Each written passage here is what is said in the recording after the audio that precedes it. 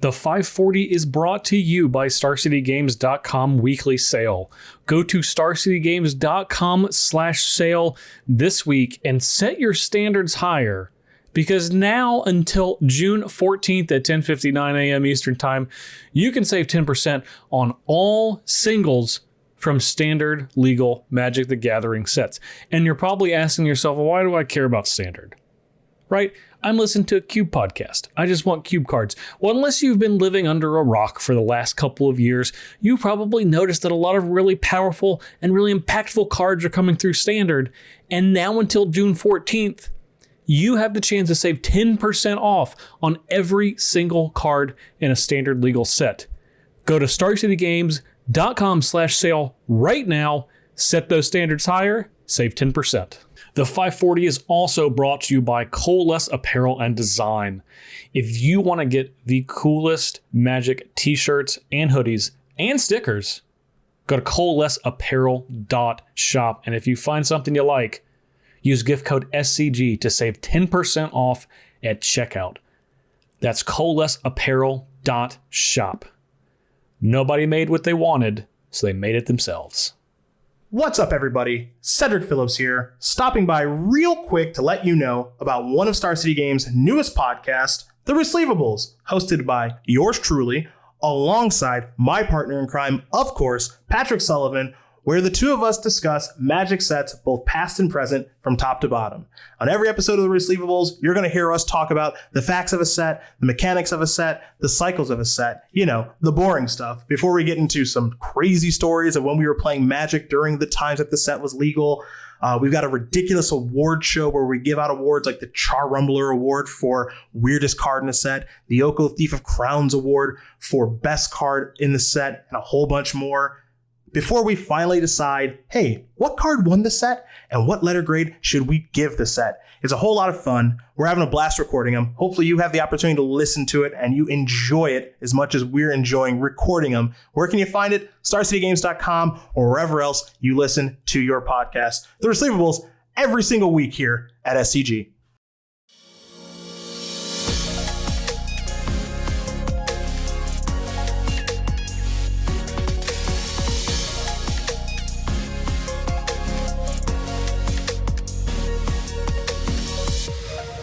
Welcome back, everyone, to the 540, where we are going on a journey this week. A journey into the most recent Magic the Gathering expansion. And it's going to be a long journey because we're not only going to talk about it today, we're going to talk about it for the next 3 weeks. I'm Justin Parnell. You can find me at jparnell1 on Twitter. And of course, my co-host, who has spent, I would say, hundreds, if not hundreds of thousands of hours thinking about Modern Horizons 2.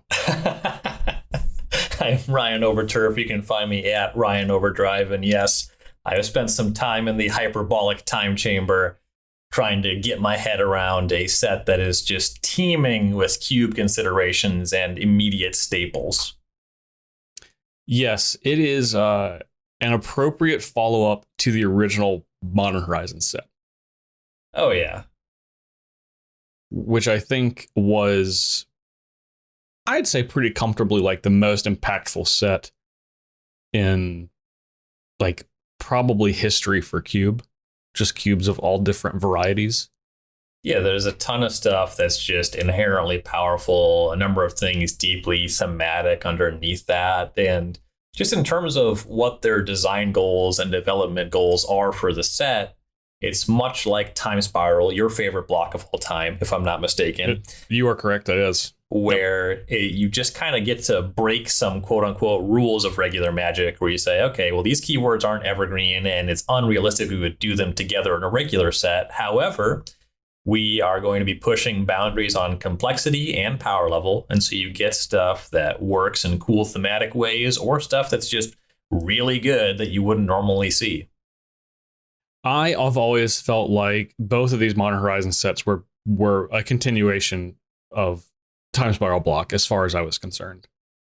Yeah, I mean, it's really easy to draw a lot of parallels between the two, so that makes a lot of sense, and it's a good way to think about them. And I think that generally your feelings about one will be pretty similar to your feelings about the other. Mm-hmm. Yes, for sure. And especially now that we are seeing a second Modern Horizon sets, and no doubt we're going to see a third. And I imagine the train for Modern Horizons will only stop once the money stops. And it seems like the money is doing the opposite of stopping. So we're probably going to continue to see more Modern Horizon sets as we go along. Yeah, that is certainly what it's looking like from here. Yep, I would say this is pretty easily going to be the most popular set of the year. I don't even think that it's going to be remotely close. And as a reminder, this, unlike Time Spiral Remastered, this is a print to demand set, so you should be able to get this set and go well into the end of the year, which I think is really great because there's a lot of really highly desirable cards, not only for Cube but for really every format except for Standard and Pioneer. Yeah, the set has already launched on Magic Online, and the rental services have been having difficulty with demand. Yeah, that's a good place to be unless you are dealing with a person that is trying to meet that demand. But conceptually, good place to be. Obviously, incredibly popular. I know that this has already had made some major waves in Legacy, which is really fun. That's my favorite 60 card format. So I'll be excited to talk about some of the cards that have made an impact there as we go along, because I'm sure we'll touch on them. Yeah, and the cards that I am most personally excited about are not the most broken cards in the set, but I've dipped my toes back into the modern leagues because there's some stuff I like, and I've lost to some of the busted stuff, so I have some experience on that side of the table, at least with a lot of these cards. Yeah. I mean, there are, like we were saying, there's just so many, not only powerful cards, but I think, before we get into what we're going to be talking about, and it's going to be the next 3 weeks, because it's going to be this week, next week, and the week after that we're going to be talking about Modern Horizons 2, and we're going to try to break down as much as we can. But I think that looking at the gallery of cards that we have, I think that they have done a better job from a design perspective for this set in making interesting cards that are more archetype specific rather than just generally good cards. And I think that's always a positive. Yeah, a lot of deeply thematic stuff. And a lot of them, like there's cards printed in this set for Cube archetypes that I was already thinking about that really check the exact boxes I was looking for. So it's not just, let's push this card out to be the best thing to do. You get a lot of role players for existing archetypes, which is a really important thing for fleshing out a cube. Mm-hmm. Yeah, not only that, but really allowing you, and the thing that I love about that, especially here, it really allows you to look at archetypes that you're like, well, maybe I need a couple more cards for this. And Modern Horizons 2 is just like, I got you.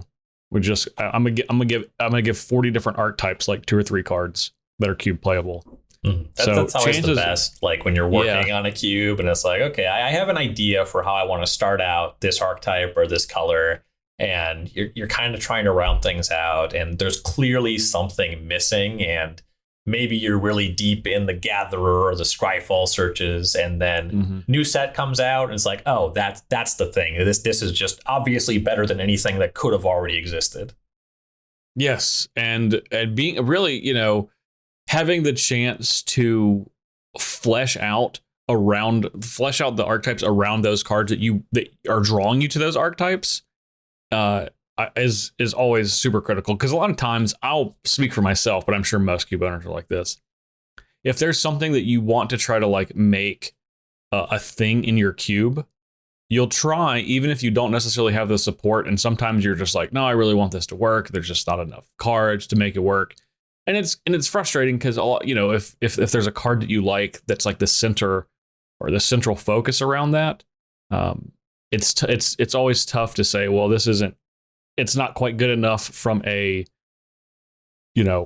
availability standpoint in a draft. But when you have a set like Modern Horizons 2, you can look back at a lot of those cards, a lot of those archetypes you've maybe set aside, and chances are a number of them will have new life once this set's released. Definitely.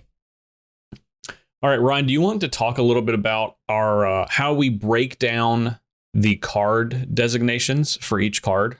Yeah, so we've done some set reviews already to this point. The way that we do this, we group cards in terms of, previously we've done two categories. We're going to subdivide one of those for this set because there's so many cards. But the major categories, we have classically powerful cards.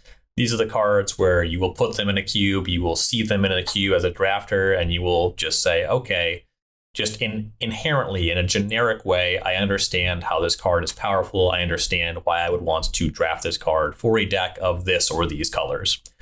This card is just good. And then we have the custom category.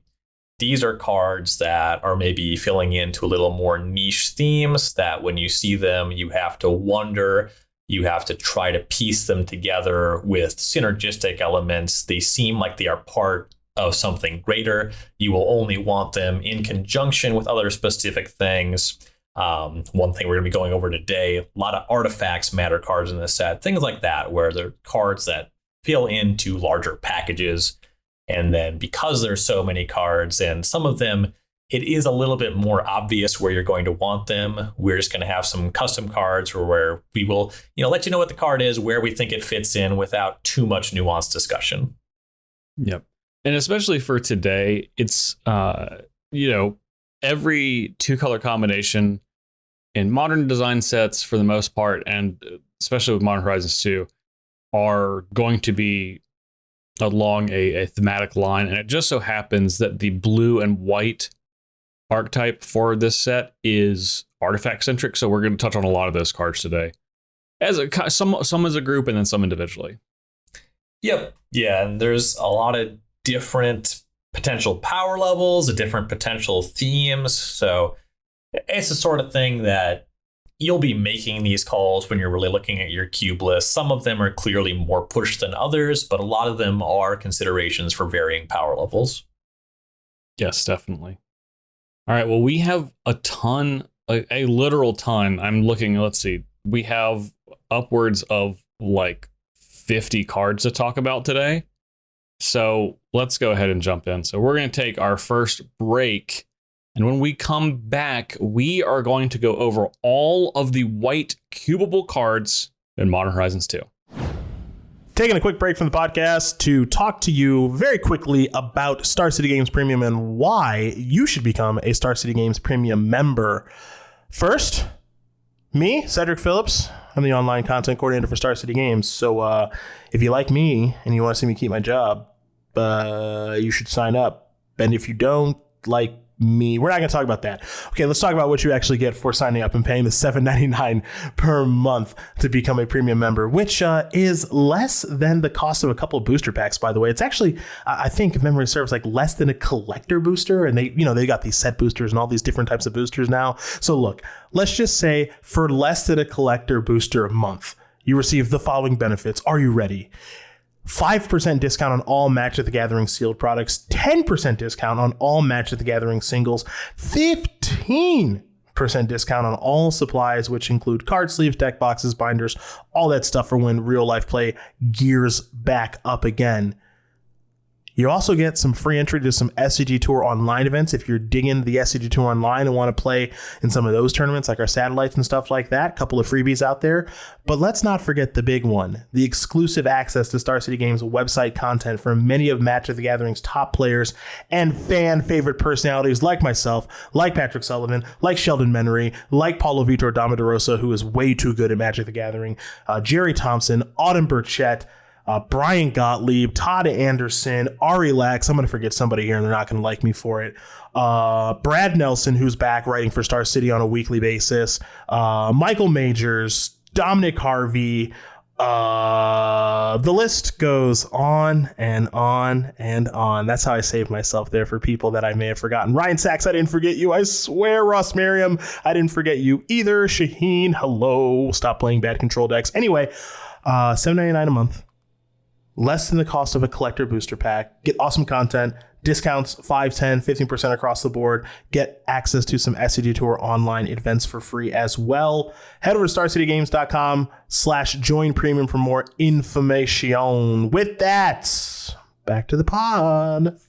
All right. So for the people that are like me, that like things in the order that Wizards of the Coast and Rich Garfield has presented them in, or for people like Ryan that simply want to go along with the way that people expect things to go. We'll be going in Wooburg order for all of our reviews for Modern Horizons. Yeah, it just makes sense. We live in a society. All right, so we're going to start with white, and we're going to go and do classic, then custom, and then kind of, I don't even want to say the dregs, because it's certainly not. We're only doing this for time, and then talk about kind of the cards that we just want to make sure that we touch on. So, Ryan, do you want to start, or do you want me to start? I'll start us off. We'll open things up with Prismatic Ending. This is a sorcery for 1 white and X. It has Converge, which means it matters how many different colors of mana you spend on this card. So you exile target non-land permanent if its mana value is less than or equal to the number of colors of mana spent to cast this spell. So in a lot of cubes, your decks are going to be between 1 and 3 colors. As a baseline, you have a card that is 1 white mana, exile target non-land permanent with mana value 1 or 0. That comes up sometimes, I suppose. And then generally you'll be able to get up to 2 for 2 mana. It's sorcery speed, so in terms of that power level, it's not the most exciting thing, but the flexibility is very powerful here because in most cubes, at least the classically powerful, what you expect to see in a lot of cubes, that means some amount of 1 mana threats, some amount of 2 mana threats, and then also it's very common in these cubes to see things like signets and talismans. In a lot of matchups, this card is just going to cleanly trade 1 for 1 against a card that you care about. Yes, and it's not just for, I don't even want to say like the most powerful cubes. I love this card for pretty much every cube you can put it in, as long as you are not focusing on having, like, unless it's the Devotion cube that we've talked about not working a few other times on this podcast. But if it's a cube where you have lands that make other colors of mana and you're encouraging decks of more than 1 color, I think this fits in just about every single cube, regardless of power level or rarity, as long as you could fit uncommons into your cube. Yeah, and the general thing for me, as long as the cube has a good clip of 1, 2, and 3 mana cards that are worth a removal spell, which if you have 1, 2, and 3 mana cards, I hope they are, then this is going to fit pretty well. Yes, definitely. Yeah, I think 1 is going to be obviously the least common. 2 and 3 is really the glut of mana value for pretty much every color across most cubes, and that skews a little bit higher for lower rarity cubes because you don't obviously have as many options. But even still, I think there's still more 2 and 3 mana value permanent cards than any other. Any other mana value in any individual cube. So this is going to be I don't know if I want to say premium removal spell, but I think this is an excellent kind of adjacent removal spell for most decks. This is not going to be a pick that's in most times that you're drafting, it's going to be in the first 5 picks, but it's always going to be a card that is going to make your deck as long as you can trigger it for up to 2. I would be shocked if there was a deck that I could have this in that could not hit this for 2 on a regular basis and didn't want to include it in the deck. Yeah, you'd have to be working with a pretty specific environment to make this card not worthy of main deck inclusion. And that's just another reason to say it's classically powerful, right? You have to be in a custom environment to not want this card. Yes, exactly. You're gonna have to go out of your way for cube construction and design for this card to not fit. All right, so moving on to our second classic card, and this is going to be, as I'm sure everyone that is listening knows, there's a cycle of elemental incarnations across all of the 5 colors, and for the white one, we have Solitude. 3 white creature elemental incarnation. It is a 3/2 with flash and lifelink. And when Solitude enters the battlefield, exile up to one other target creature. That creature's controller gains life equal to its power, so it casts Swords to Plowshares.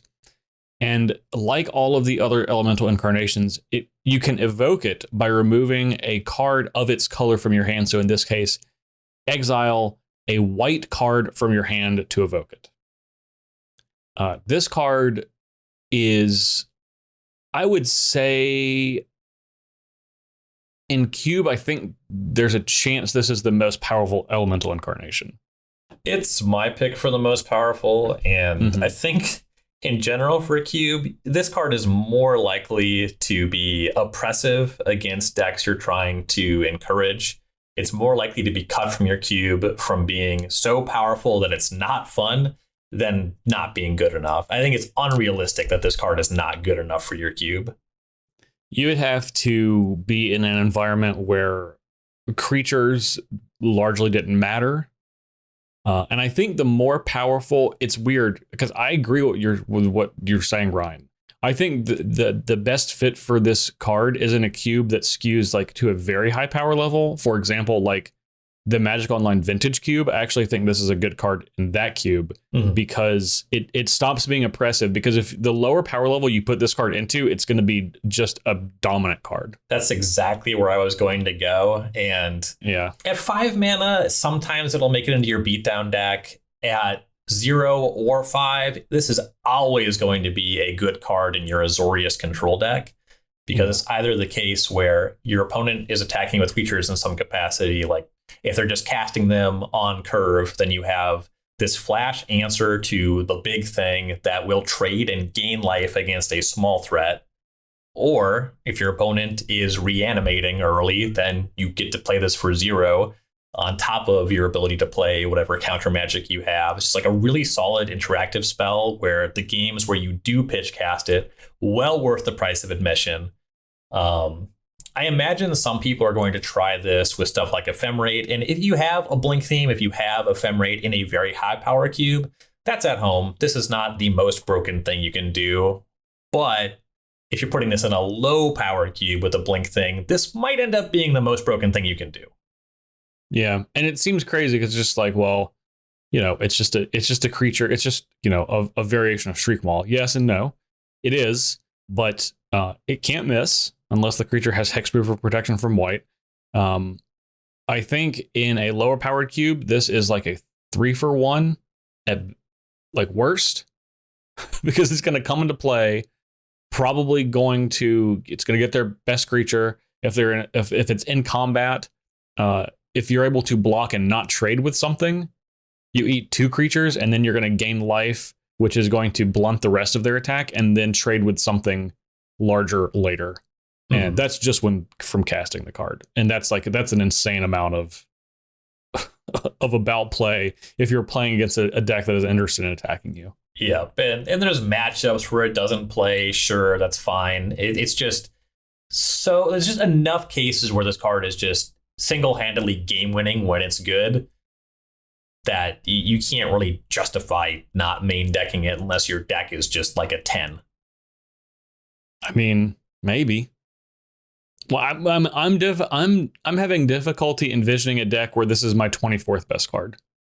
Yeah, I mean, your lane has to be real open for that to be the case. I try to shut down the pedantic people that, but in general, this card is bonkers. Fair. Yeah, I think it's. I definitely think it is. It is ridiculous. All the elemental incarnations are good. There's none of them that are bad. But this one is the most obvious for a regular game of Magic and limited, of whatever variety of limited you're playing. Yeah, so, the conditions for making this card good are the most common. Yes. Your opponent is playing creatures. They don't want you to get rid of them. Okay. What do we have next? This will bring us to Timeless Dragon, paying some homage to Eternal Dragon. This is a 3-white 5/5 dragon with flying. It has plane cycling, so for 2 mana, you can discard it. Search your library for a planes card, put it in your hand. That could be a dual land, that could be a triome. And then you can eternalize it for 2 white, exile it from your graveyard. You get a 4/4 black zombie dragon with no mana cost. So you get it as a 4/4 instead of a 5/5 flyer if you eternalize it. But just that play pattern of plane cycling this card on turn 2, making sure that you are hitting your 3rd or maybe hitting you up to your 4th land drop, having that dragon as the floor for what you can do on turn 4. Alternatively, top deck it when you have 5 mana, you get a 5 mana 5/5, and then if that goes to the graveyard, you get to eternalize it later, just either going from the 2 mana ability to the 4 or going from the 5 to the 4. Both of those play patterns are just really inherently powerful. There's just a lot to like with this card. This is, I think, one of my favorite cards for Cube in this entire set. And it is not because of its power level, but actually because I think that it is an incredibly fair card that is also dynamically created. Like all of the conditions you just outlined, Ryan, it really just sums up a really solid card. But unlike something like we were talking about with Solitude, this card is never going to be oppressive. It's always just going to be really efficient on rate and do a good job of what it's trying to do. You know, it's just it's like a perfect Cube card. There's no Cube that I would be concerned about not putting this in because I feel like it's too powerful. And I feel like for the most part, this is going to fit into any like classically designed Cube, even something that is a little more powerful, because it's still a pretty good body on rate and ultimately a big flyer that's not expensive for its power and toughness ratio to its mana cost. Those cards are generally always good. Very good tool for consistency with the land cycling, and unlike Eternal Dragon, it can come back and give you some value much faster, have impact on the game, whether you're trying to block or attack a planeswalker. And like you said, none of these things are oppressive. It's just a card that's always going to do its job. Its job is something that is generally welcome in any deck. And yeah, this card is just really cool, really solid. Like it a lot for a lot of cubes. My note here on plane cycling and the like, island cycling and such. Another reason I really love this card is because I wish there were more cards that had those abilities that were appropriate cube power level. And there generally aren't. But now you have so many cycles of lands that are dual, they're non-basic lands, they're dual lands that are planes or have basic land types attached to them. And this can get those. And that's something that has been like largely devoid of me being able to play with in cubes because the cards that did that were just not good on their own. I would even say that Eternal Dragon might have been the best one, and Eternal Dragon hasn't been good in cube since like I started playing cube. Like I had that in my very first cube, and I think that was like one of the I cut that card within a year and it never came back. And this is in like 2009. Yeah. So, and since then we've had so many other land cycles that have those basic land types, but we've had no plane cycling, island cycling, any of those. Like there's been no good cards. So I'm really excited to actually have this card because it's going to be even better than it was like the last time there was a good card for cube with that ability. So that's just another reason I'm excited for this one. Yeah, I have a friend who has a very low-powered cube that's a lot of old border cards trying to pay homage to those times in Magic history. And I've cycled Chartooth Cougar for Badlands. And it's very, very cool in that environment. Yeah. And just something that you can put into more cubes just helps you have that experience across multiple different environments, which is very cool. Yeah, for sure. Okay, so those were the only 3 cards that we kind of had in our classic distinction, and all the rest of those cards are going to be custom, but that doesn't necessarily mean that these cards won't fit into your classically powerful cubes, but they're just not quite there for everything across the board. So the first card that I want to talk about is a card that is going to really work with a lot of other cards in this set specifically because it is a white artifact card, and there's going to be a number of those as we get to them. But this is one that I actually feel like is a little bit better than the rest, and this is Barbed Spike. 1 and a white is an artifact equipment. When Barbed Spike enters the battlefield, create a 1/1 colorless Thopter artifact creature token with flying, then attach Barbed Spike to it. And Barbed Spike is an equipment that gives equipped creature +1/+0, and it has an equip cost of 2. Notable thing here, of course, if you are focused on artifacts as an archetype, a fully fleshed archetype in your cube, which you have obviously after this set a much greater chance to do, or just kind of a side archetype, this is a card that gives you 2 artifacts in 1 card for 2 mana. That's already pretty good on rate just for that. And artifacts are obviously quite useful regardless of what they do in a lot of cases when you're focusing on having a cube that cares about artifacts. But also, this is just giving you a 2/1 flyer for 2 that even when it dies, you're still left with an equipment. It only gives +1/+0, but it is not a meaningless thing. For a lower powered cube, even for like a common uncommon cube, I think this is actually a pretty reasonable card because it gives you a proactive threat that has flying. Ancestral Blade is a card that I've played in a bunch of cubes. Like that card's on the arena cube. I drafted a 7-win deck last night that happily played Ancestral Blade as one of my 2-drops. And I feel like Barb Spike is a pretty massive upgrade to Ancestral Blade, which is already a pretty good card. Yeah, I was going to mention Ancestral Blade too as a card that's just totally reasonable, a card that I have included in some cubes and as a consideration for a lot of cubes. And this card does a lot of small things, but it does them all. Just get 2 artifacts right from the jump, so it's really enticing if you're trying to do Metalcraft or Affinity for artifacts. So pretty clear where you're going to want this, and it's also just kind of powerful enough to show up in spaces that don't super care about all those things either. Mm-hmm. Yeah, very neat little card. Nice little neat package. All right, next up we have Disciple of the Sun. This is similar to some stuff we've seen before. For 4 and a white, we have a 3/3 human cleric with lifelink. When Disciple of the Sun enters the battlefield, return target permanent card with mana value 3 or less from your graveyard to your hand. So it's kind of like Custody Squire, that 5 mana white sort of Gravedigger effect. This one can grab permanents, which opens up the space a little bit. If we're talking about putting this in a pauper cube, you can grab like your Seal of Fire or your Executioner's Capsule, which is pretty cool. Getting a 3 mana value creature also just generally pretty good. These kind of cards are definitely high considerations for most pauper cubes, and they can go into some other environments. The type human and cleric, those are very good things too. And yeah, I mean, this card is just a really solid value card, and the ability to get those non-creature permanents, I think, is pretty cool too.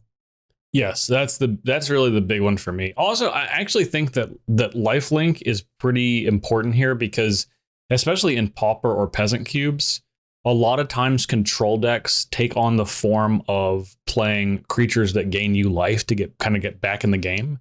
And this pairs really nicely with those. And we've seen other cards, like even in Strixhaven, there was like the Pillar Drop Rescuer that was the 2/2 flyer for 5 that had this effect, but it just got back creatures. And I actually think that in most cases, in the decks that you see in those formats, that lifelink and having a larger body is more relevant. But also, as you touched on multiple times, being able to get back a permanent, a lot of times the creature control in white is very enchantment centric. So it's pacifisms and Journey to Nowheres and stuff like that. And this essentially gets back the whole gamut of those, even like Banishing Light and Oblivion Ring. Mm-hmm. And those gets destroyed. So being a permanent, I actually think is a massive upside for the cubes. This is going to go in because unlike a higher powered cube, there's way more artifact and enchantment control-y effects running around in those cubes that this card can buy back on a regular basis. Definitely, yeah, it's one I would totally expect to show up in a lot of those environments. Mm-hmm. Yep, yeah, big fan of this card for there. All right, next we have a card that I think that people are probably wondering why we haven't talked about yet, because this is not a card that we picked for Classic. I was not sure if Ryan was going to feel like it was Classic worthy, because I personally did not. And obviously, I super do not. I think this card is overrated, but we'll get to that. Is it a trap? Yes, I think this card's a big trap. This is Esper Sentinel. This is a 1 white artifact creature human soldier, a 1/1. A 1/1 for 1 white artifact creature human soldier. And it has the text, whenever an opponent casts their first non-creature spell each turn, Draw a card unless that player pays X, where X is Esper Sentinel's power. It is very difficult for me to consider wanting to put a 1/1 for 1 into a cube unless its name is Mother of Runes or Giver of Runes or Thraben Inspector. And to be a little more specific, I think that this is simply, I look at this as an artifact that has that ability that doesn't attack. I'm not saying that it can't attack, but a 1/1 for 1 that is interested in getting into combat is illogical. It doesn't, it just, in practice, it just doesn't happen. It's just going to sit there and it's going to draw you a card. At some point in the game, it will draw you a card. And then that's what you have. I mean, it's a Punisher card that triggers sometimes.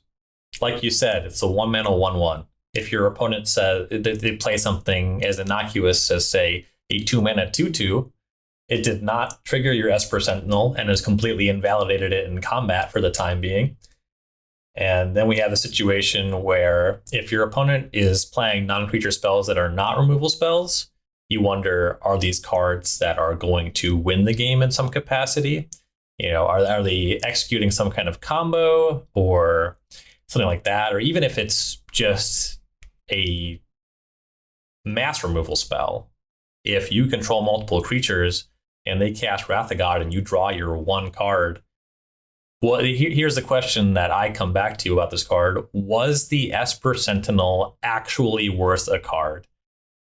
You're not really replacing yourself. When you talk about a card replacing itself, that's very good if the initial card was worth a card. Is good, yeah. But that question, was Esper Sentinel worth a card, is what you're going to have to consider. And if you try this card, I think you will find that more often than not, especially if you're not playing a cube where artifact matters, where human or soldier matters, I think the answer is going to be no, overwhelmingly. This card was not worth a card on its face. Yeah, not only that, I think you have to get at minimum 2 cards out of this card. I think 2 is the break even, maybe. And it might even be 3 because it's not really contributing anything on its own unless you're playing like Anthem.deck and they have to pay more than 1 mana. But then wouldn't you have just rather had a larger creature in your 1-drop? Wouldn't you just rather had just like Isamaru or something that's going to be a more proactive attacker? Like, what are you trying to draw? The thing is, with this card, it is a 1/1 for 1. Theoretically, you want to put this in a white aggressive deck, but you're asking yourself to put a 1/1 for 1 into a white aggressive deck so you can draw cards later in the game to do what? To draw the cards that you should have played over Esper Sentinel? And if the answer is no to that, then you don't have those cards in your deck and you have Esper Sentinel in your deck instead? The spot where I think I could see this card playing in kind of cool and somewhat powerful ways, a number of people do like a combat cube kind of thing. And I think that if your cube's a lot more about giant growth, a lot less about lightning bolt, ignoring the fact that if win conditions are just high power, this card gets a lot worse because you're just susceptible to lose the game before you can cash in your cards. But set that aside. Let's say we're talking about giant growth instead of lightning bolts. I think like attacking with an Esper Sentinel with an exalted trigger in an environment where like a lot of the gameplay is about having X number of tricks on a given turn, I think you can see this card actually do some pretty cool things in a spot like that. But I do think if you're not working for it, in general, people are going to overvalue this card on its face. I think that theoretically everything you said was correct, but I also think that in a combat-oriented cube, 1/1s for 1s are judged even more harshly than they would be in a non-combat-oriented cube. Yeah, I mean, if a lot of stuff around is just like Nessian Courser, you're gonna have a bad time. Yeah, and it kind of is though, right? For a combat cube, like it is about combat keywords and size of creatures, and this doesn't deliver on any of those. Yeah. Now, to its credit, it is an artifact, which you can make sure that's good. It is a human, which you can make sure that's good. And it's a soldier, which you can make sure that's good. It basically has for its type line, it has everything going for it. So it is possible, if you are trying to make any of those things happen, that this could be a card worthy of inclusion, but it has to be more than the sum of its parts of what is on the card itself. Yep. I think if you're not able to do that, this card is an easy pass. I actually think it's one of the worst cards we're going to be talking about if you're not focusing on one of those things, its artifactness, its humanness, or its soldierness. Otherwise, I think this card is it's tricking a lot of people. Yeah, we're largely in agreement there. Okay. All right. Our next card is Fairgrounds Patrol. 1 and a white for a 2/1 human soldier. A lot of human soldiers in this set. The text is 1 and a white, exile Fairgrounds Patrol from your graveyard. Create a 1/1 colorless Thopter artifact creature token with flying, activate only as a sorcery. So this is part of a long line of creatures that you see in some capacity in Pauper Cubes that are decent to cast, give you something later when they die. Yeah, I think this is a really good one because it gives you a flying creature. I think the ones that give you flying creatures are generally better than the ones that don't, almost regardless of the size of creatures, because generally this gets into the graveyard by trading with something. Mm-hmm. And especially if you're focused on like kind of ground combat, even being able to get a 1/1 flyer is a pretty big deal. And the cost to be able to do so, which is 1 and a white, is very minimal. Most of the time when you see these cards, they are more on the side of like an illustrious historian from Strixhaven, which costs 5 to do that ability. And this only costs 2. You're getting a smaller creature, but again, I think it's the fact of I want a low cost to put a creature into play, and I almost don't care what the size of the creature is as long as the cost is cheap to do it. Yep, and Pauper just tends to be the cube type that is closest to limited generally, and you mentioned flying being very important. That's just kind of a natural consequence of being similar to limited. It's just a really good keyword in Pauper Cubes. Mm-hmm. Yeah, 2 creatures for 1 at a pretty low cost, I think is this is a card I'd be happy to include in Pauper and Peasant Cubes for sure. Mm-hmm. All right. Next one of the better flavor cards for this set is Late to Dinner. 3 and a white for a sorcery. Return target creature card from your graveyard to the battlefield. Create a food token. It's quite simple, and this is a great card for lower rarity cubes because I don't think that you have had this exact effect at common before. I think they've all been an uncommon for white. And I could be wrong, but I don't believe I am wrong. Yeah, I'm pretty confident that you're right. Yeah. So just on that, you now have a white card, a white Zombify, essentially. Better than Zombify, actually, because you get a random food token. And the thing that I actually like about that is having the food token on this is not irrelevant, especially if you're, again, we were talking earlier about using kind of life gain mechanics to catch up in control decks that are white in low rarity cubes. So just giving this food token, even though it costs you another 2 mana at some later turn to gain 3 life, I think that's not irrelevant to add on to this card. So this is not like a slam dunk, but I think this is a really great tool to have. And you will probably know if you have a all commons cube, if you have been waiting for this effect or not. Mm-hmm.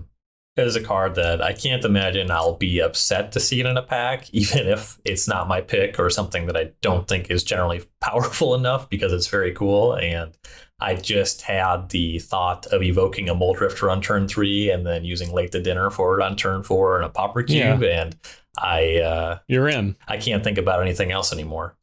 There you go. See, it's just great. Yeah, it's I think really having this effect at common is pretty important. I think reanimation and recursion effects we probably take for granted because there's so many better options, but when you get to an all commons cube and you don't have those better options, a card like this is a pretty nice one. All right, next up is another very cool card. It is Out of Time for 1 white. It is an enchantment. When Out of Time enters the battlefield, untap all creatures, then phase them out until Out of Time leaves the battlefield. Put a time counter on Out of Time for each creature phased out this way, and it has vanishing. So At the beginning of your upkeep, you're removing a time counter from it, and when the last one is removed, you sacrifice it. So that will cause all the creatures to phase back in. This card it's a crapshoot. It's not clear exactly how impactful it's going to be. It's not a permanent solution, but there's going to be a lot of games you can imagine where this buys you the time you need to turn a game around. It's not a permanent solution, but it is a permanent. It is a permanent, and it is a solution of sorts. And it does cost 3. And we were talking about, having things that return permanents. Getting this back with a Sun Titan is that's pretty. That's I like that. That is a splinter twin situation right there. There you go. Yeah. I agree. I have no idea how this card would play. Like it could be, if you're wrathing one creature, then this is basically has no text. If it's like a board full, because it's for each creature phased out this way, and tokens can phase now. That didn't used to be the case, but tokens can now phase and they just come back. Here's a weird thing for your consideration. I don't know how deep anybody's going on out of time, but the recent update to the rules of phasing, as they have started to print new cards with phasing, if a creature is equipped when it phases out, the equipment also phases with it. Yes, and any enchantments, like if there's an aura on it, it's the same with that. Mm-hmm. Because that's always been the case with auras, and I guess they just updated it to make sure that it had equipments too. Or maybe I made that up. No. I think that's correct. Okay. It's anything that is like attached or equipped to it. I might be complaining, just to clarify if I did get this wrong. They changed the way oubliette works, and I might have conflated that in my mind. It's been 90 plus degrees for the last 48 hours in Minnesota, so my brain is a little melted, but that's something to look into. Yeah, I think this is a neat card. It's arguably better than a Wrath if you hit a bunch of creatures, because they're not going to go to the graveyard, so you can't do anything with them. They're just poofed out of existence for a while. And if it's like 6 creatures, that's basically gone. Mm-hmm. Like 6 turns is a massive amount of time for things to come back. And depending what your win condition is, like if you just need enough time, there's not a ton of white combo decks that come to mind, but you could get a 3-color deck with some other combo going on, or if you just have creatures that hit hard enough where this can help you bridge the gap. There's certainly interesting applications for this card. I mean, if you play this and you play a 3-drop flyer, that's going to be enough time. 6 turns. Yeah. Either way, I legitimately don't know if this is good. I want to play this in someone else's cube. I hope someone else does the work for me, put it in, and then play it and tell me if it's good. Yep, that's where I'm at. Yep. All right. Oh, what do we have next? Yes. Search the Premises. This is an enchantment for 3 and white. Whenever a creature attacks you or a planeswalker you control, investigate. Now, I like investigate a lot. I don't know in a 1v1 cube if this is going to be worth it, because it is drawing cards, but it is slowly drawing cards. And it's also getting artifacts, but it's slowly getting artifacts. However, I do know in multiplayer and in a multiplayer cube, this will be super awesome. And I just like investigate. And it's got Thraben Inspector on it, so I'm in for that just based on the art alone. I'm certainly more in for that part of the card than the rest of the text, but this does seem like the kind of card that goes immediately into a multiplayer style cube for sure. Yeah, definitely. Yeah, it's for me, it's a slam dunk there, and I think it's just going to be great in Commander also, but specifically in a multiplayer cube, it's really good because sometimes recurring card advantage is difficult to come by. On a card type that is difficult to get rid of, and enchantments are still traditionally regardless of the type of cube, often the most difficult card type to get rid of. So I think in multiplayer cubes, it's really great. And that's where I would be looking to put this card. You could also pull off a white combo with Gideon Jura. Force your opponent to attack and get your clue tokens that way. You certainly could. All Gideon Jura.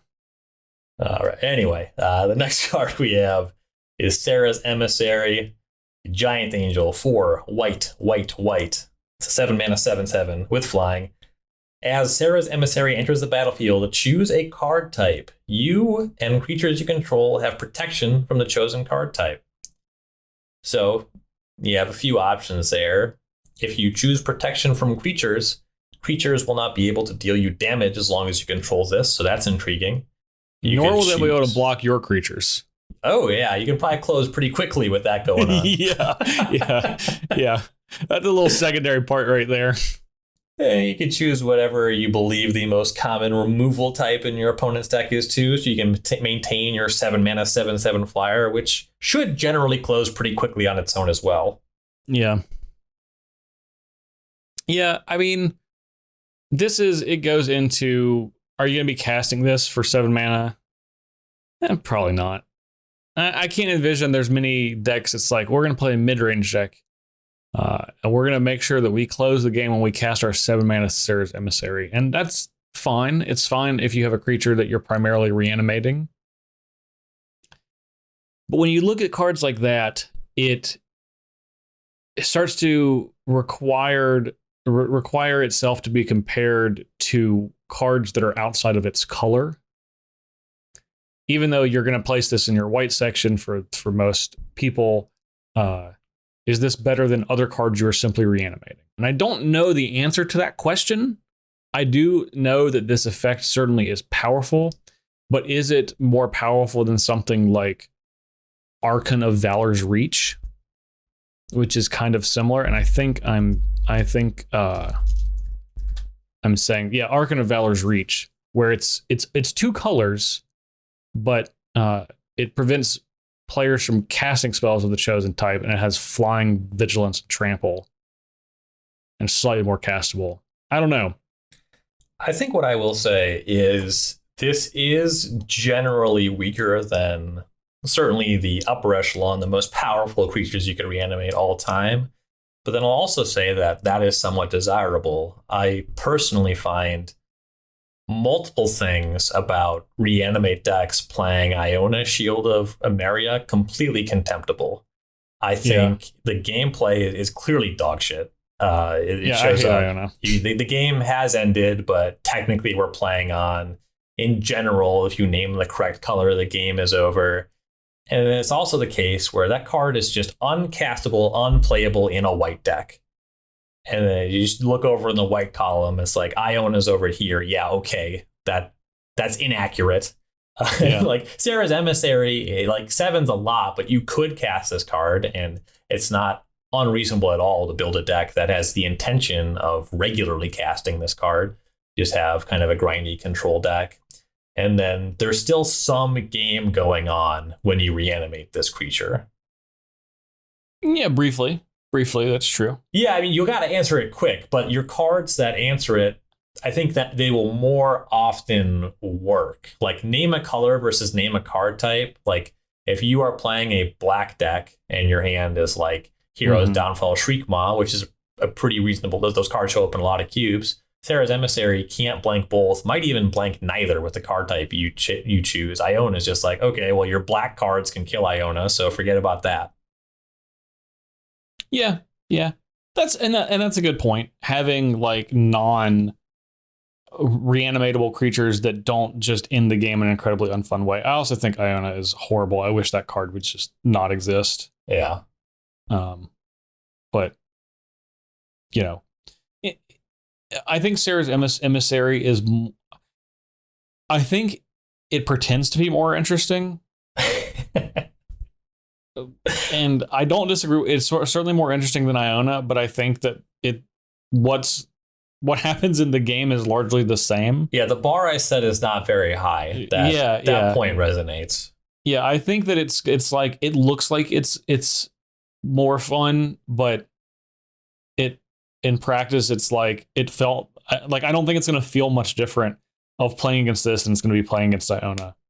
I imagine, like, I think feels a good word. I imagine that you are statistically alive in more games, but the games you lose will feel exactly as bad. Yes, that's that's kind of how I feel.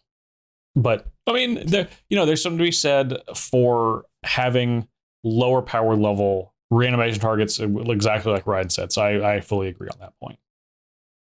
Lower power level, and it's a pretty powerful card to reanimate, but compared to the Gristlebrand's and the Ionas of the world, it is worse than those, I guess. Okay, the next card, Skyblade's Boon. 1 and a white is an enchantment aura, enchant creature. Enchanted creature has +1/+0 and flying. And for 2 and a white, you can return Skyblade's Boon to its owner's hand, and you can activate this only if it's in your graveyard or on the battlefield. So this is a callback to a card that I actually played in my cube for a little while, which was Griff's Boon. Love Griff's Boon. Yeah, I'm a big fan of Griff's Boon, and this is pretty similar.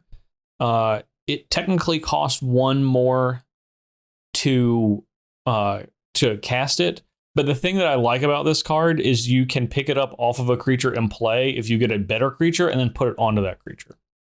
And there's really no danger for that happening because you can always do this from the graveyard too. And it's part of the it's not part of the activation cost. So they could kill the creature and then you'd lose out on it, but you'd have to do it again. But I'm a big fan of Griff's Boon, and that card, when I played with that card, always impressed me more in actually playing with it than reading it. So I think this card is worthy of consideration and giving a shot because of that. Yeah, and the return it to your hand ability, I mean, this is a little inefficient and not necessarily the effect that a lot of Enchantress decks would want, but that is real utility. Like if you were in a situation where, hey, drawing an extra card would be nice and I have this extra mana, you get to do that in those style of decks. Yeah, and there's other, slight advantages to it. I literally am blanking on the name of the card, but the Seasoned Hallowed Blade, where, this is a card you can just for a white in your white deck that's very reasonable to play. Always have Seasoned Hallowed Blade live. If it's in your graveyard, you can just pay 3, return it, and make that card indestructible. For sure. Also a very reasonable card to give +1/+1 and flying. Yeah, so it's a nice little combination with that. So I think that this card is always, cards like this are always slightly better than they look on paper, because in practice they're going to provide more utility than simply just giving a creature +1/+1 flying. Yeah, and I'm a pretty big fan of SRAM, Senior Edificer, which is probably closer to what you want to do with this card than Verdure and Enchantress. But this is another thing that's a cool tool for a deck like that.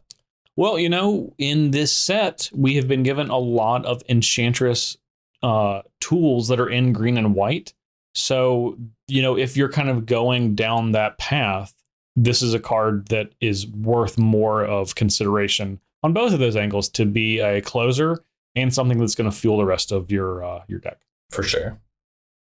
All right, next up we have Soul of Migration. It's a 7 mana 2/4 flyer, 5 and 2 white. When Soul of Migration enters the battlefield, create 2 1/1 white bird creature tokens with flying, and you can evoke it for 3 and a white. This is the kind of card that 7 sounds like a lot, and it is a lot, but you can just cast this card in a lot of Pauper and Peasant cubes, and it's also pretty common, pardon the pun, to have a blink theme in these style of decks. So evoking this and then immediately Ephemerate or Momentary Blank, keeping the 2/4, getting more flyers. That's the kind of thing that can be hugely impactful in these environments. Yeah, even if you're doing this at like 6 mana with one that doesn't even cost 1, on turn 6, evoking this and then blinking it immediately, and you get 4 1/1. I mean, that's like you cast in flashback Lingering Souls, and then you also get a 2/4 flyer to go along with it. 2/4 is also not messing around. No, that's tough that's difficult to interact with in combat. I'm looking at the art and wondering where all that toughness comes from, frankly. But in terms of power level for the card, it's good to have it. I think it's because it looks even though it's an elemental, it looks quite ghostly, so maybe it's difficult to land a hit on from a flavor perspective. So I'm gonna go with. Yeah, but I think I fully agree with Ryan.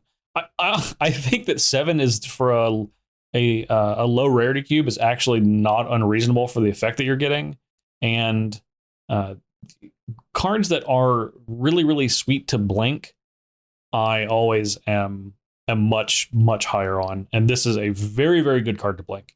2 1/1 flyers is a deal. That is a big deal. Yeah, we were talking earlier that's about, not a small thing. Yeah, flying is a really good keyword, and the tokens and the 2/4 all have it. Yes, yeah. So this card is definitely. I absolutely believe this is better than it looks, and if you have a lower powered cube or a low rarity cube, I would definitely take a look at this one, especially if you have a blink theme. This is something I'm super duper interested in. Mm-hmm. All right. Next one, a card that doesn't play as well with tokens, but not all that bad for non-tokens. That's Thraben Watcher. 2 white is a 2/2 creature angel. It has a flying and vigilance. Other non-token creatures you control get +1/+1 and have vigilance. This is like always watching. But for a single additional mana, you get a 2/2 flyer. Can you imagine if this creature had 4 toughness? If this creature had 4 toughness, I would be a lot higher on it. Yeah, it would be just a slam dunk in every common and uncommon cube. Yeah, exactly. It would probably be playable in higher powered cubes than that because 4 toughness is a lot. Yeah, I'm mostly getting there because it's a little strange to put vigilance on this card to me. I feel like that's like the free point, like, oh, this card is not that powerful. Here's a free keyword, like you're not blocking with this, right? Like, I guess there's a decent clip of 1/1, so it's technically a little bit better. The non-token thing, the low toughness, it's not going to excel in every game, but I agree that the ceiling is quite nice. Yeah. So I think the reason that it has vigilance is they have began avoiding giving cards or not giving cards a keyword that it grants. That makes sense. For confusion reasons, yeah.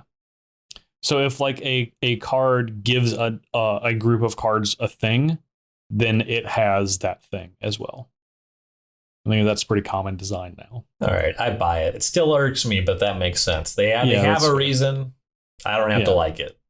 Yeah. I think this is I think that definitely for a lower powered cube, +1/+1 in vigilance, that goes from being pretty good to like backbreaking if you're playing like an aggro mirror to be able to just attack with no fear of not being able to block. There's definitely going to be a difference. I think that this is like a significant departure in a lot of these low rarity cubes, but how much removal is in your cube is really going to cause the power level of this card to ebb and flow.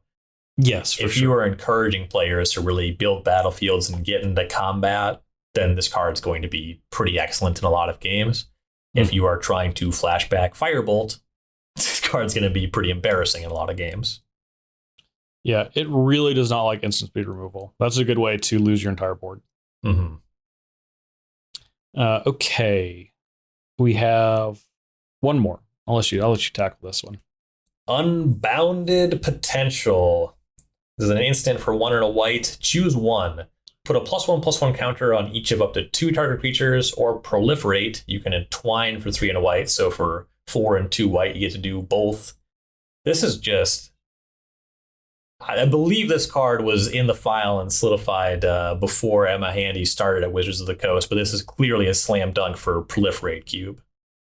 Yeah. Or combat-oriented cube. This card is kind of messed up. Yeah. Honestly. Whether you're doing the Proliferate thing naturally, or you're just a cube that's instant speed, half of a Travel Preparations. Like, Travel Preparations was a card that was like format defining in Innistrad Limited. Yeah. And then you get some of that at instant speed. You can just really blow up combat, and also they're counters, so that buff is permanent. Mm-hmm. And even if you generally don't do too many counters, proliferating on that, the growth is still permanent and it's more. And if you are using a counter theme, then you open up a lot more space for this card to be powerful. There's a good clip of cards that proliferate at this point, but not that many of them do so at instant speed for 2 mana. Yes, that's exactly the point I was going to make. Yeah, it's the flexibility here is really what makes this card great. Because like the downside is you're giving a permanent +2/+2 across your creatures. And that's a pretty good downside for a cube that is focused on getting creatures into the red zone to end the game. And then when you add on Entwine from there, basically it's just like, did you draw this card before turn 6? If so, then you're just going to do one of these modes. And if it's afterwards, holding this up to just destroy combat is going to happen pretty frequently. I imagine in regular Modern Horizons 2 Limited, this card is just a nightmare to play against. Yeah, no kidding. Especially with if you end up in a modular deck. Yeah. Well, speaking of which, that's a great segue, Ryan. You're welcome. Because our next set of cards is exactly that. It's not a singular card, but we have Arcbound Javelineer, which is a one. It's not a 1/1. It's an 0/1 for a single white with modular 1. Tap, remove X+1/+1 counters from it. It deals X damage target attacking or blocking creature. We have Arcbound Mouser, which is a 0/0 for a single white artifact creature cat with lifelink and modular 1. We have Arcbound Prototype, which is a 0/0 for 1 and a white, which is an assembly worker with modular 2.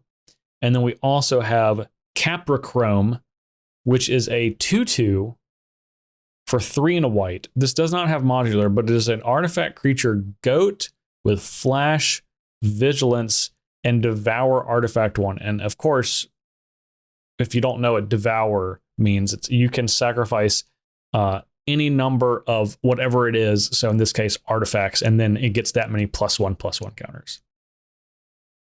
So here we have this large swath of artifacts that are care about modular and care about +1/+1 counters. So I feel like that this is, like we were talking about at the top of the show, this is a really a good angle, especially for a lower powered cube, to be able to just insert all of these cards collectively as a group into your cube to really work on a theme.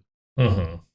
And we were just talking about Proliferate Cube. That cube just has an artifact creature thing. Arcbound Ravager, of course, a creature both with modular.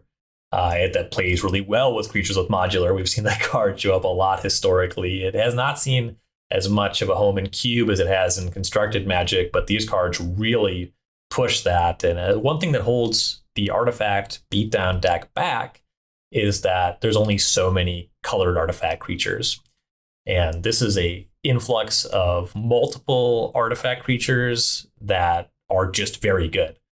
Just more 1-mana 1/1s with modular. These are huge just for an Arcbound Ravager deck. They fit the theme even better for Proliferate Cube. And I gotta say, I am in awe at Arcbound Prototype. And this is dating myself because this card is not exciting at all by today's standards. Yeah. But getting modular 2 for 2 mana is like, we've always had Arcbound Worker. Getting modular 1 for 1 mana, we're a little accustomed to that. But modular 2, like so many of the cards that get up that second counter cost 4 or more mana. Like they played modular 2 very close to the chest. And if you have the Arcbound Ravager style deck, if you're proliferating, just this is contextually just like the best grizzly bear I've ever seen. Yeah, I mean, as someone that was around for the original Mirrodin, Ryan sounds like he is being ridiculous, but I know that you're not, that everything you're saying is 100% accurate. No, it's true though, because like, and that's the thing. If this card was in standard in Mirrodin, it would have been a format staple. Busted. For the entire time of its legality. Which is like modular is an inherently really powerful ability. And the more counters that something just naturally comes with, like it makes it it makes it very difficult once you add any sort of trickery to it, to having these modular creatures, that they become incredibly difficult to interact with over the course of the game. Which is actually why I really like Caprichrome, because if you have this in a cube where you have modular creatures, this thing can just get massive. It can get really massive and also just mess really, up combat. Yeah. You have this giant flash blocker if that's what you're doing, or like end step huge attacker, and just redistributing the power and toughness of all your creatures. That's actually part of the difficulty of Arcbound Ravager decks modular based affinity. Is the mirror is incredibly arithmetically complex. I almost said mathematically complex, which is not exactly what it is, because it is just adding and subtracting, but there's a lot of different things you're adding and subtracting. It gets to a position where the player who can do the most quick maths the fastest is advantaged. Yeah. And that card just really messes up combat. Yeah, and to note on Caprichrome as well, a lot, and I don't want to, this card is not Arcbound Ravager. No. That's clear. However, the thing that Arcbound Ravager did was, as you sacrifice things, it actually increased the number of +1/+1 counters. Because when you sacrifice stuff with Ravager, most of the time it was other modular creatures, and it gave Ravager +1/+1 counters. This is actually kind of the same thing. If you sacrifice Arcbound Prototype with Caprichrome, you're getting a +1/+1 counter on Caprichrome, and then you have 2 other +1/+1 counters to go elsewhere. So it is actually adding to all of this modular math that is going around. So it really makes it difficult. Like it's so hard for me to explain this to listeners that have not like interacted with this like on a meaningful level. But I promise you, this card is wildly better than all of these cards are much better than they look, especially Prototype and Caprichrome, just because the numbers on those cards, anything more than one, anything that's large gets very problematic in a combat situation. Yeah, and just to get the last word on this and circle back to a card we talked about before, I think all 3 of these Arcbound cards, Javelineer, Mouser, Prototype, they are all a much bigger deal for the cubes that want them than Esper Sentinel is for a cube broadly. I fully agree. So now we've got a couple cards left over. White just really has just a ton of interesting cards, and a number of them were worthy of a good amount of discussion. Some of them, if you want it, you'll know it. So we're just going to get to our custom no discussion. Landscaper Kolos, 5 and a white for a 4/6 Goat Beast. When Landscaper Kolos enters the battlefield, put target card from an opponent's graveyard on the bottom of their library. Basic land cycling for 1 and a white. Basic land cycling is a sort of thing that's a pretty good ability to have in stuff like low-powered common uncommon cubes. Fix your mana. Mm-hmm. Yeah, and this is, I like basic land cycling on cards that are like meaningful later in the game. So if you draw this and you just have a 4/6 for 6, even though your plan was to basic land cycle it, then solid. I think it's a reasonable card for those low-powered, multicolored focusing cubes. Yep. Next one was Nykthos Paragon, which is 4 white, a 4/6 enchantment creature, not an artifact creature. Enchantment creature, human soldier. Whenever you gain life, you may put that many +1/+1 counters on each creature you control. Only do this once each turn. If you are in a multiplayer cube where the mana value is skewing higher, or maybe a lower powered cube that cares about life gain, and you've supported that archetype, then this is probably going to go in there. Yeah, I think multiplayer is exactly the right note to hit, where 6 mana doesn't seem like infinite. Mm-hmm. Yep. So, Ryan, are there any other cards that you want to touch on before we moved on to blue? Put in a full hour. Yeah, I think white. We got just one quick one. I think Abiding Grace is a card that's going to show up in some cubes. 2 and a white enchantment. To the beginning of your end step, choose 1, gain the life, or return a creature with mana value 1 from your graveyard to the battlefield. Life gain themes, gaining life return triggers all your stuff. You have the proclamation of rebirth kind of thing going on. I don't know. Maybe your cube has Martyr of Sands. I'm not into it, but you might be. So this card is for you. Yeah. Okay. Yeah. Good note. I can get on that. All right. Well, that is all of the white cards that we have to talk about for Modern Horizons 2. It is a number of them. And if you can believe it, we have even more blue cards to talk about. So we're going to take our second break and be back in just a moment. Have some extra cards laying around that you want to get rid of? Go to starcitygames.com/sell. It has never been easier to turn your cards into cash, or if you're looking to outfit your cube or commander deck with some new favorites, get a 30% trade-in bonus when you choose store credit. No matter what your collection looks like, we have a method for you. Want to see exactly what every card you have is worth? Check out our buy list. Don't have time for that? Stick it on a box. Send it to us, and we'll make you an offer with our ship and sell program. Or if you want a more personal touch, make your way to the Star City Game Center, Roanoke, Virginia, to sit down with a buyer just like the old days.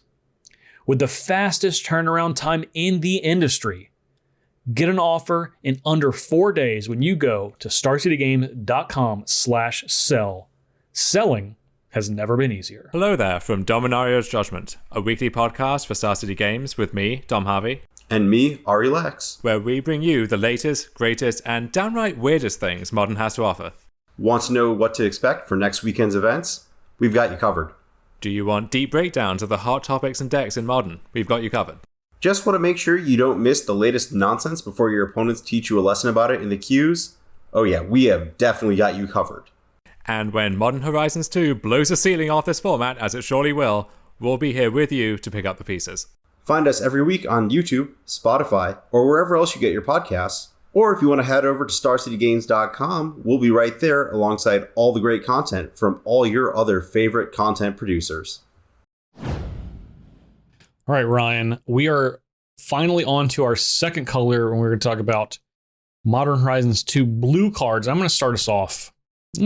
With a card that I quite like, and I think that this is a solid inclusion in pretty much any cube, and this is Rishadan Dockhand. This is a 1/2 for a single blue. It is a merfolk, and it has Island Walk, and you can pay 1 mana, tap it to tap target land. This is an obvious callback to Rishadan Port, which has that exact ability, but this is, instead of a land, a creature. Now, I don't think this is anywhere close to the power level of Rishadan Port, because one, this is a card that takes up a slot in your deck, instead of a land, which generally doesn't. It is a creature, which is significantly easier to remove, and it's also a very small creature, a 1/2 for 1. But the reasons that I like this card is because I think Rishadan Port is incredibly powerful, and I like having more blue tempo-oriented cards. And I think that this is an excellent blue tempo-oriented card, and it's pretty rare that being able to have this any sort of the first half of the game, you're not going to be able to really utilize the ability of the Dockhand, because the one advantage that this has over Rishadan Port is you don't have to tap 2 lands to do it, where Port you have to tap it and another land. So it's costing you 2 mana to take away one of your opponent's 1 mana, where in this case it is 1 mana for 1 mana, that's really the reason that this makes it into the classic designation for me. You know, personally, I see this as more of a custom card. I do agree that the power level is there for this card. In general, when we talk about a lot of the best blue cards ever printed, I think that the supporting cast plays oddly with this card. If I end up mono blue, I'll play Rishadan Port in my deck more often than not, because it's largely a free roll. And like you said, the ability is very powerful. You know, pushing back on your opponent's development that can buy you some necessary time.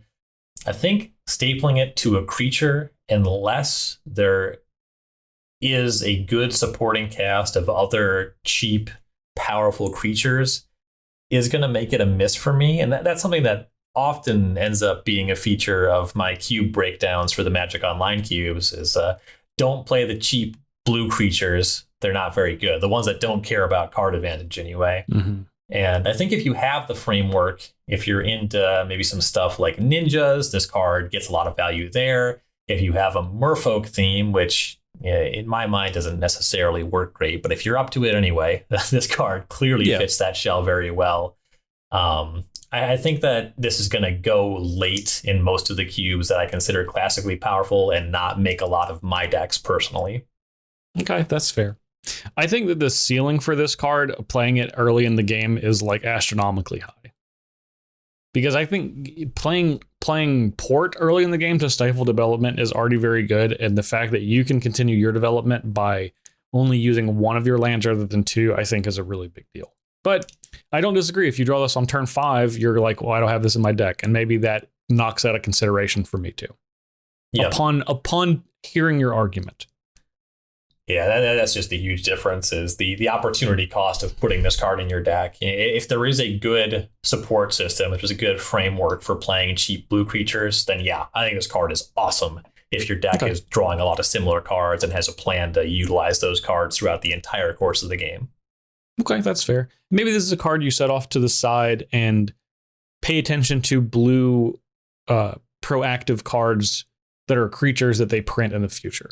Because inevitably, they're going to print 1 or 2 of those every year, and we're going to get to a point soon, maybe we're not quite there yet, but soon, where you actually can have that as a meaningful part of your cube. Definitely. If you have Ether Vial, and that seems like a good thing to be doing in your cube, then yeah, I'm sure Ether Vial plays great in with a Rishadan Dockhand. Okay. All right. What's your first classic? All right, I have Lose Focus, 1 and a blue, an instant with Replicate for a blue. So when you cast it, you can copy it as many times as you want for an additional blue mana per copy. Counter target spell unless its controller pays 2. And I am picking this card kind of for the opposite reason that you want to bat for Rishadan Dockhand. Lose Focus is not overwhelmingly powerful, but I can't really imagine being unhappy to draw this card. I think in terms of what it does, it should always execute in its role. I think that both Mana Leak and Miscalculation are kind of like classic cube sacred cows for me. They're among the most essential and most powerful blue cards. I rarely pass them. They make all my decks. They're highly impactful in games. And then Lose Focus also scales in a way where, when your opponent has 4 mana, you can replicate Lose Focus once, and it'll counter a spell that Mana Leak wouldn't be able to in the late game. And then there's a handful of niche applications, which I do find intriguing. I think the main point that I want to make and highlight is just that the opportunity cost for this card is so low. It's just generically good in a lot of games in the way that any counterspell would be. But then, if your opponent Bloodbraid Elves or Cascades in some different way, you can replicate it to counter all those spells. And what allows this card to scale into high power environments, if you anticipate an ensuing counter war, maybe you expect your opponent to be playing a Force of Will. You're playing against like a sneak attack deck. You think they're trying to get you and they have a Force of Will.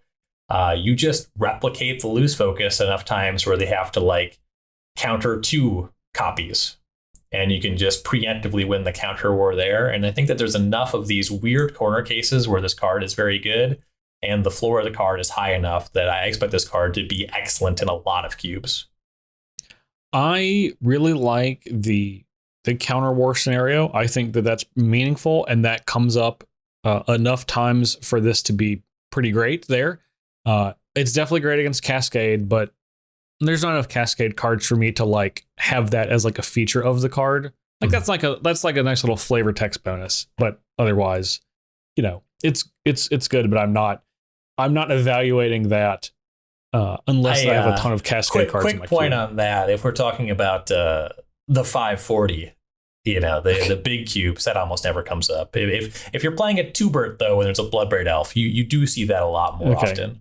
Where you want to make sure you're like, I don't have the Bloodbraid Elf, so my opponent does, and it's a beating because it's a Bloodbraid Elf. Exactly. Yeah, okay, that's fair. Okay, so I like this card. I don't like it as much as you do, Ryan. I do like it. But to me, part of the reason that Miscalculation and Mana Leak are so good is because they are quite powerful at 2 mana 100% of the time.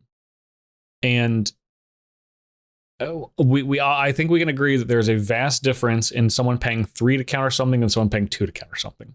Yeah, I'm not trying to put Rune Snag in my cubes. Exactly. You're not trying to. You don't want to put Quench in your cube, right? Mm-hmm. So the reason is having a single blue mana. I feel like you're going to have to spend significantly more blue later in the game to turn this into a more meaningful counterspell. I think that it is easier to equate what Mana Leak does for 2 mana to what Lose Focus is going to have to do for 3 mana in most cases. Now, that's not necessarily a bad thing because this can scale incredibly well. And if you're at some point in the game, Mana Leak's not going to do anything if you're in a top deck war, and this can actually counterspell even if it takes you 4 or 5 mana in some cases. The downside for this card of being Quench, I think is, I feel like I don't want to like. I like this card, and I feel like I'm trying to like argue against it, and I'm not trying to do that. I just want to try to provide a like context for listeners. I do like Lose Focus, but I can't put it up there in a power level and a general functionality standpoint with Mana Leak and Miscalculation and Remand. And the only reason I say Remand, and neither of us are disputing how good Remand is, but it's a counter spell that I can play for 1 generic mana and a blue mana. And when I compare Lose Focus to those, I feel like it is significantly worse, but it's better than any counterspell that cost 3 that I can think of. Like, it's certainly better than like a Dissolve or a Neutralize or Salt Coming. Salt Coming is actually pretty good. I do like that one, but I'd probably like Lose Focus more. It's possible that there's an experiential thing going on. The games you've played have not been the games I've played, and maybe my bias, the way I remember things, is a little different. But I just think that overwhelmingly, when I'm happy to draw Mana Leak, I'm casting it on turn 2 or 3 anyway. And then you haven't explicitly said it, but you've kind of been going around splashability, the fact that you'll need multiple blue mana. And I think that that's a good point when your mana base is bad, but I don't think that's really that much of a thing when your mana is good. Okay. Well, that's fair. I think sometimes you can't control that. That is absolutely true. So I don't think it's a non-zero factor that having a single blue to be able to perform its primary job function, which is counter a spell, is not meaningful. But I don't know. I like Lose Focus. This is a card that I will probably include. It's one that I don't know. I guess my point is I think that the gap is wider than you do between the class of cards that we were discussing, Mana Leak, Miscalculation, and Lose Focus. I think that's a pretty wide gap, but it's also a wide gap between the next better things beyond that. I mean, honestly, in my mind, I feel like the reason that I would rather have Mana Leak than Lose Focus is a nostalgic bias. I think that I like Mana Leak a lot because some of the first packs I ever purchased were Stronghold boosters, and I opened a Mana Leak and I thought the card was really cool and the art's really cool and it's got the old border. Yeah, I think that Lose Focus is just better in enough situations for my money. Okay. Now that does go against the argument of you talking about doing it on turn 2. Well, they're the same. They're the same on turn 2. Sure. Okay, fair enough. All right.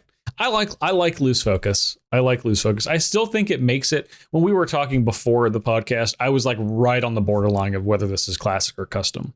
So, and I think I obviously I have to fight you because this is in my top 10 cube cards for this set. Okay. All right. That makes more sense then. So that's all you had to say. That's the context I needed. Yeah, well, I wanted to let the argument bear itself out. Okay. Naturally, before we got there. Before we had to bring the list in. All right. So, well, then I have a card that I'm sure is not on your top 10.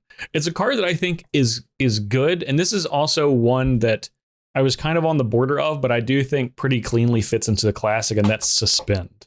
This is an instant for a single blue, and it just says exile target creature and put 2 time counters on it. If it doesn't have suspend, it gains suspend. So if you are doing this on your opponent's turn, then essentially this is getting rid of a creature for 3 turns for a single blue mana. It doesn't have any riders of like non blah, blah, blah creatures, just exile target creature. And I think that is pretty meaningful. The downside is that there are a higher number of creatures with enter the battlefield abilities in Cube than there are across all of Magic in general, because those are obviously the creatures that make it into cubes more frequently. But I think having access to a card that can blank a creature for 3 turns essentially is pretty huge for 1 mana. With the nature of suspend, isn't it still only 2 turns? Or no, because it goes down to 1 the next turn, and then it comes in with haste the turn after, right? So it's this turn and next turn. If you cast it on your, I guess that's, oh yeah, no, it does come in with haste. No, that's true. It doesn't even say it has a creature. I always forget that. Well, I like it less now.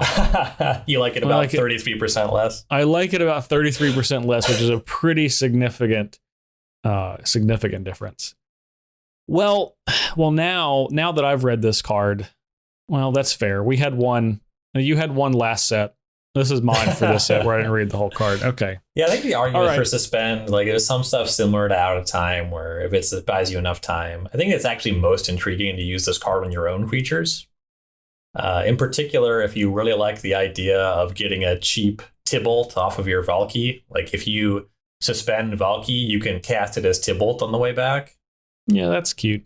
That's not like a huge impact on your cube. But anyway, I feel like targeting your own stuff is the reason to really lean into this card. Yeah, I think I'm mostly off of it now. That's also super reasonable. Yeah. I hate to say that I'm doing a 180. Yeah, but the fact that it gets haste, so you're only getting rid of it for a single turn cycle, that's not good enough for me. Yep. Okay, well, I apologize, listeners. I'm sure they forgive you. I'm sure that once the internet, they've never forgiven me. Someone's written off the podcast after that. Okay. What's your next card, Ryan? Let's talk about a card that I feel is incredibly poorly named. We have Subtlety. Yeah. For 2 blue. It's a 3/3 elemental incarnation with flash and flying. When Subtlety enters the battlefield, choose up to 1 target creature spell or planeswalker spell. Its owner puts it on the top or bottom of their library. And this is part of that cycle where you can evoke this by exiling a blue card from your hand. So from the jump, this card is a bit less exploitable, at least in the same way as you would some of the other parts of this cycle, where it's not generally going to be meaningful to use an ephemerate on this card. How many times are you interacting with 2 creatures and planeswalkers on the stack? It does interact with spells. A target creature spell or target planeswalker spell. So that's important. However, when you are playing a highly permissive deck, which tends to be the nature of a lot of the blue decks in the more classic cube environments, if you're just countering them and then you get to the point, and turn 4 is just not even that late in the game, does not take long to get this card online, your counterspell is suddenly a 3/3 flying threat that can start threatening to close the game and just gets the value of getting rid of your spell. And maybe you want to draw it again, and you do, and that's great. You can choose to put it top or bottom. You have the agency there, so it's not just going to lock you, but it is going to have a pretty massive impact on the tempo of the game.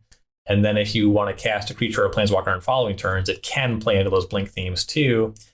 And let's say Subtlety isn't the threat you want to turn the tide of. Let's say that your plan is to cast Jace the Mind Sculptor, some other planeswalker, maybe some creature, whatever enchantment, just some other impactful permanent you're going to tap out for. If your opponent's next turn is some threat in the form of a creature or a planeswalker of their own, that free cast that's going to give you another turn uncontested with whatever giant thing you set up. And now you get to untap and start leaving up your counter magic again. This is the kind of card where Similar to the first evoke creature we talked about, similar to Solitude, I feel like these play patterns are more likely to be so unfun that you don't want to play with this card, then this card will not be good enough. I actually think this card is just okay. I think that, I've played with Mystic Snake in Cube for many years, and I agree that a 3/3 flyer is some deal better than a 2/2 non-flyer. Being in one color is also a pretty big deal in that comparison. Being in one color certainly is a big deal. The fact that this is only countering creatures or planeswalkers is notable. I think that's a pretty big difference. And I'm not as worried about the fact that this basically mana leaks. It doesn't exactly mana leak. It would be much better if it did. I understand why they did not want to.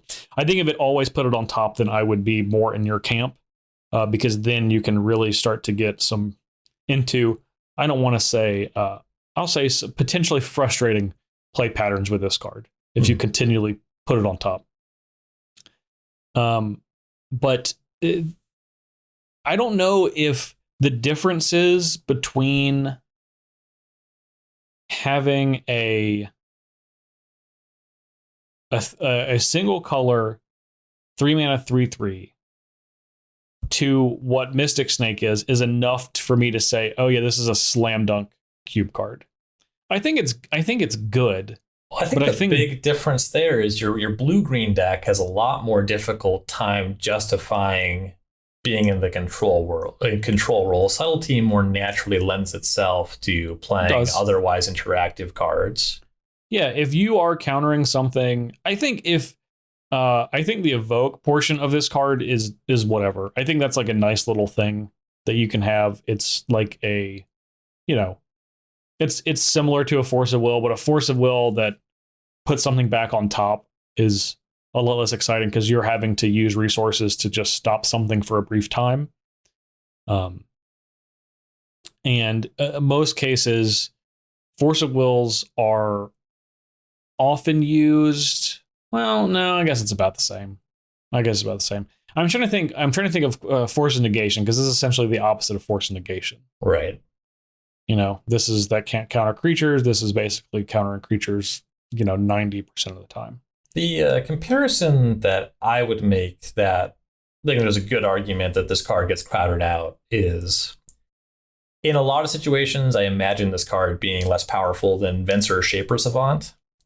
Oh, yeah. I fully agree with that. The ways that it's different can make up that, and there can be games where this can actually be more powerful. I imagine the games where Venser is more powerful are probably more common, but whether your opponent puts the card on top or bottom, it's still actually traded with the card fully. That resource, the R-1, as opposed to Venser just bouncing.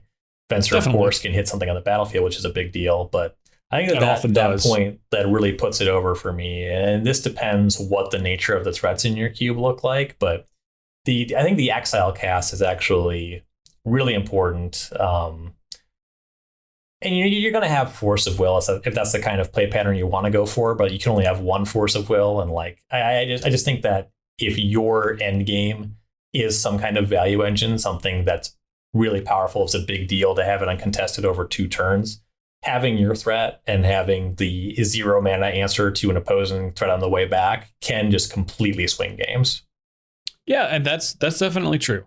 I like this card, and I think it would probably make it into my queue, but I don't think, to me, this is not just like an absolute slam dunk. I'm gonna add this in every single cube that I have where it's an appropriate power level. I don't know. I kind of feel like it's a card that you are gonna really make sure that you play. Comparing it to Venser, I think, is a good comparison, because you're not. I can't envision you wanting to play this card without triggering its enter the battlefield ability. I agree with that. Right? So you're waiting to make sure that you can get someone with that. And well, that still happens pretty commonly, but against like another control deck, at what point do you just say, screw it, I'm just going to play this as a 3-mana 3/3 flyer with flash? And I think in those situations when you're playing against other control decks, I think that probably happens, or you get into that situation more frequently than it might appear at first glance. And because of that, I'm cooler on the card. But I do agree that it is probably quite good against aggressive decks in a similar function that we talked about with Solidarity, but just less powerful than that card, obviously. So I don't know. I still like it. I'm not hot on it. Yeah, it's more contingent on already being ahead. I will grant that. Yes. I just expect if you can successfully be ahead with this card can be brutally powerful at keeping you ahead. Okay. I mean, that is fair. That is fair. And that happens a decent amount of time. You know, as much as, I mean, probably an even amount of time as you are behind. So, yeah, I can agree with that. I can agree with that. So, all right, let's move on to next card. And I feel like I'm going to have to sell you on this one. And I think I'm going to have to sell everyone on this one. The card is Thought Monitor. It is a 6 generic and 1 blue for an artifact creature construct, a 2/2 with flying. And then it says, when Thought Monitor enters the battlefield, draw 2 cards. But has another important facet of this card, which is affinity for artifacts. So affinity for artifacts, for those of you that do not remember, this card costs 1 less for each artifact you control. So I think that the reason that I'm putting this in Classic is because if you have a cube that has any meaningful amount of artifacts, like more than 10% of your cube is artifacts, I think that this is good enough to see play in those cubes. And the reason that I like this card for all cubes is I feel like it scales with the power level of your cube. If you have a lower powered cube, then this effect and this card is going to be better at face value at a higher mana cost. If this is simply just another Mole Drifter, then I think that that's fine for a lower powered cube, because Mole Drifter is a pretty powerful card in a cube like that. If you have a higher powered cube, you're going to have a much greater depth of artifacts across your entire cube, and this is going to cast for much less than 7 mana, probably in the neighborhood of like 3 or 4 mana on a regular basis. And that's just for decks that would want this card, obviously. And with the ability to reduce it aggressively, if you are focusing on having artifacts in your cube, and that doesn't just mean like, you know, how we were talking about earlier in the white section, like if you're focusing on like an affinity or a artifact creature type focus. I'm just saying if you just have a lot of artifacts in your cube, if you have a vintage cube, this card could cost, 1 or 2 mana. It is certainly possible for that to be the case. And then it is meeting the power level of that cube. And that's the reason that I like this card so much, is I feel like pretty much across every cube, if you have at least 10% of your cube is artifacts, which I don't think that is a difficult thing to meet. I think this card is always going to meet the power level of your cube. And artifacts as a card type are more drafted and played than any other card type across all other card types in pretty much every cube they're in, just by the nature of what they're doing of being colorless. So I definitely agree with you on this card for lower powered cubes. And the point you made regarding vintage cube being a high artifact threshold what I would glean from that, I like this card a lot if your cube has a high artifact threshold. I think for Vintage Cube, on the actual turn where this card is cheap enough to be excited to play it, I just don't think it happens early enough, consistently enough for me to think it's going to fit that environment. And then Legacy Cube, it's more of a maybe. If you're still doing signets and or talismans, then you can get it cheaper, a decent clip of the time. If you're just playing like Grim Monolith, I think that this is more of your desperate card. That's sort of the thing, is that those cubes are a lot less forgiving if you're spending even as much as 3 mana on this card. Like, that's clearly a powerful card. You would not print a Windrake that just draws 2 cards. Correct. Yeah. You got to work for it, though. And in those cubes, they tend to have stuff that when you're already in that phase of the game, like if you're reducing this card's cost by 3, it's usually with things that can tap for combined at least 3 mana otherwise. I think generally for the high power cubes, something more powerful will be happening by the time this card comes online. And for that reason, I consider this a very exciting classic card, or custom card, but a custom card all the same. Okay, now that's a very good point. Of a large amount of artifacts are tapping for mana, so it's kind of a wash. I'm still slightly warmer on this because we've been getting more. Like, if you look at a kind of just a general cube, the artifacts that you're looking at are generally like inundated in the colorless section, but we're getting more and more across the rest of cubes that are just making it into cubes in general. And I think as that continues to proliferate throughout cubes, not proliferate in the Magic sense, but the real life word, that we're gonna see a card like this be able to succeed with decks that don't have those mana rocks, which I do 100% agree with your point, and I think that's a very notable point, because a lot of artifact cards are just mana rocks that are tapping for mana. So if you're it's not helping you reduce the card as much as it might seem. But either way, so you're basically the opposite for lose focus for me. Like, I'm really high on this, like a really, really great custom card, not quite classic, and that's where you are with this one, it sounds like. Yeah, and when we were putting these lists together, we were in lockstep on white, and then we are just opposite each other in blue. Yeah. That's good, though. That's good. So, all right. So what about the cards that we both agree are custom? Yeah, let's start with Fractured Sanity. I hate this card. However, me too. Blue sorcery. Each opponent mills 14 cards, cycling for 1 and a blue. When you cycle Fractured Sanity, each opponent mills 4 cards. Mill, just such a boring cube mechanic, 40 card mechanic. Like, I don't know. I forced a lot of dampened thought decks in my time. I cannot imagine that my opponents had a good time when I was winning. I had a horrible time when I was losing.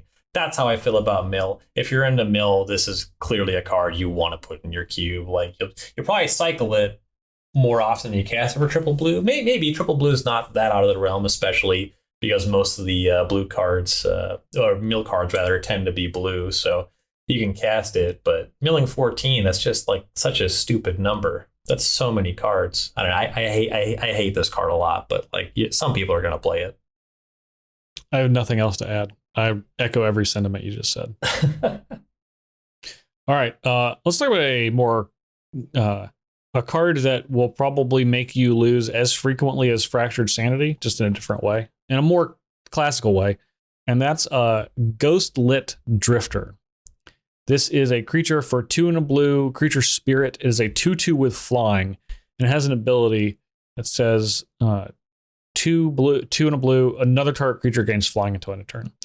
Now, that's an okay card on its own, just for regular limited, but it also has the ability channel X and blue, discard Ghostlit Drifter. X target creatures gain flying until end of turn. If you are playing a cube as we were talking about, either lower power or maybe lower rarity cube, where flying is a meaningful thing, this is a card that's going to end the game at a pretty high clip if you're channeling it. This reminds me of Profane Command. All of my legal targets gain fear.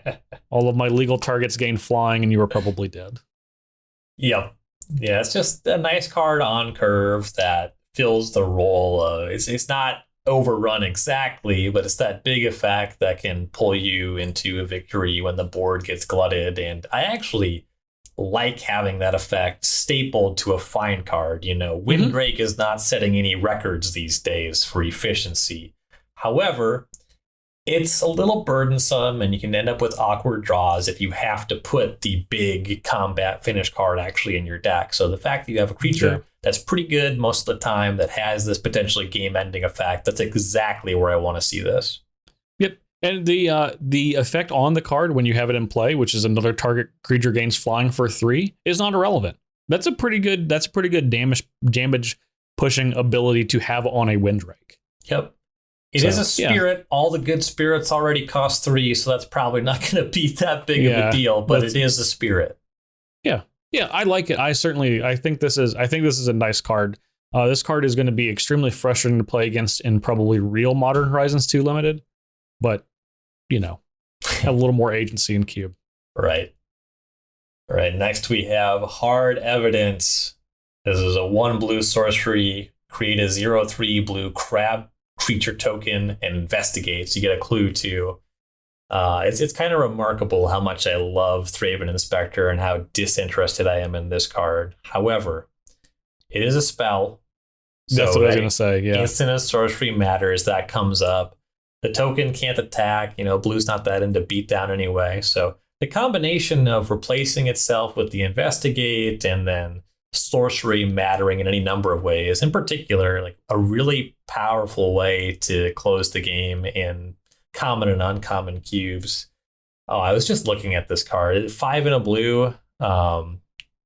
Maybe you know what I'm talking about. Maybe you don't. It's for every instant and sorcery in your graveyard, you make a 2/2 zombie. It's from Shadows over Innistrad. Yeah, it's from Shadows over Innistrad. What's that called? I know the card. It was actually my favorite deck to draft in Triple Shadows. Yeah, it's like less beloved. Rise of the. Here, you keep going. I'm gonna find the name of the card. Yeah, it's like less beloved and less lovable than Spider Spawning, but it's like a similar kind of thing. Rise from the Tides. Tides. Thank you. Yeah. So you got this like token that can block and get you there. The sorcery matters. Obviously, stuff like Young Pyromancer is going to care about this card. And there's a lot of ways that you can justify playing with this card. Personally, creatures without power, I generally dislike them strongly. But being a sorcery is a big deal. Yeah. I think that you don't like this card because you look at this and you say, I know Thraben Inspector and you're not Thraben Inspector, therefore I hate you. I can ephemerate Thraben Inspector and be happy about it, You can. I mean, I think in general it is actually more important to a card for a card to be a sorcery than to be a creature. Yeah, for a blue deck, certainly. Yeah. So, I mean, I actually like this card. I don't think it's as good as Thraben Inspector. I don't want to say that because Thraben Inspector trades with something. But being able to play an 0/3, which a lot of creatures in cubes have 2 power. That's kind of the meaningful number for cards to make it into cubes to be able to attack, which is why we don't like Esper Sentinel so much because it doesn't meet that requirement.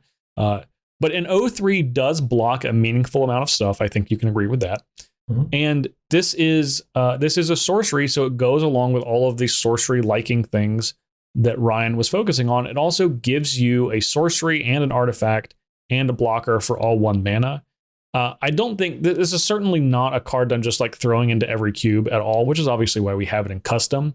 But I think that this does a lot of little small things, and oftentimes those cards end up being a better package when you play with them in context than when you're looking at them on paper. So, and I think that's kind of where we land with Hard Evidence, because investigating is good, making an artifact token for 1 mana is good, and making a blocker for 1 mana is generally not good, but when you add it with the other two cards, I think it's pretty solid. I will also say that I greatly enjoy playing with Ponder and Preordain, and those cards are very powerful. That crowds a card like Hard Evidence out. However, those cards are very powerful. It is very reasonable not to play with them. And I think that Hard Evidence is a nice card that it does some good things. Like the blocker will buy you some time. It does draw you the card less efficiently than the other ones. You don't get as much card selection, but it still replaces itself in that way. And this can be one of those ways where you say, hey, I don't so much like it that blue's the best color. And this is an interesting and fun card where you can kind of shift that power some. Definitely. I'm just trying to make my thought monitor better is all, Ryan. Okay. I'm also trying to make, talk about a good curve. That's Hard Evidence into our next card, which is Junk Winder. This is a 7 mana card. 5 blue is a 5/6. However, it has affinity for tokens. So like we were talking about with affinity for artifacts, affinity for tokens means this costs 1 less for each token you control. And then it says whenever a token enters the battlefield under your control, tap target non-land permanent, doesn't untap its controller's next untap step. Hard Evidence gives you a 2 affinity for this card, Ryan. 2. That's true. Then you're only 3 or so turns away from casting it. But yeah, affinity for tokens, that's a really interesting line of text. And I do imagine that investigate, making a food, making a treasure is actually where you're going to see this card come up more than, making a bird token. Yeah, probably so.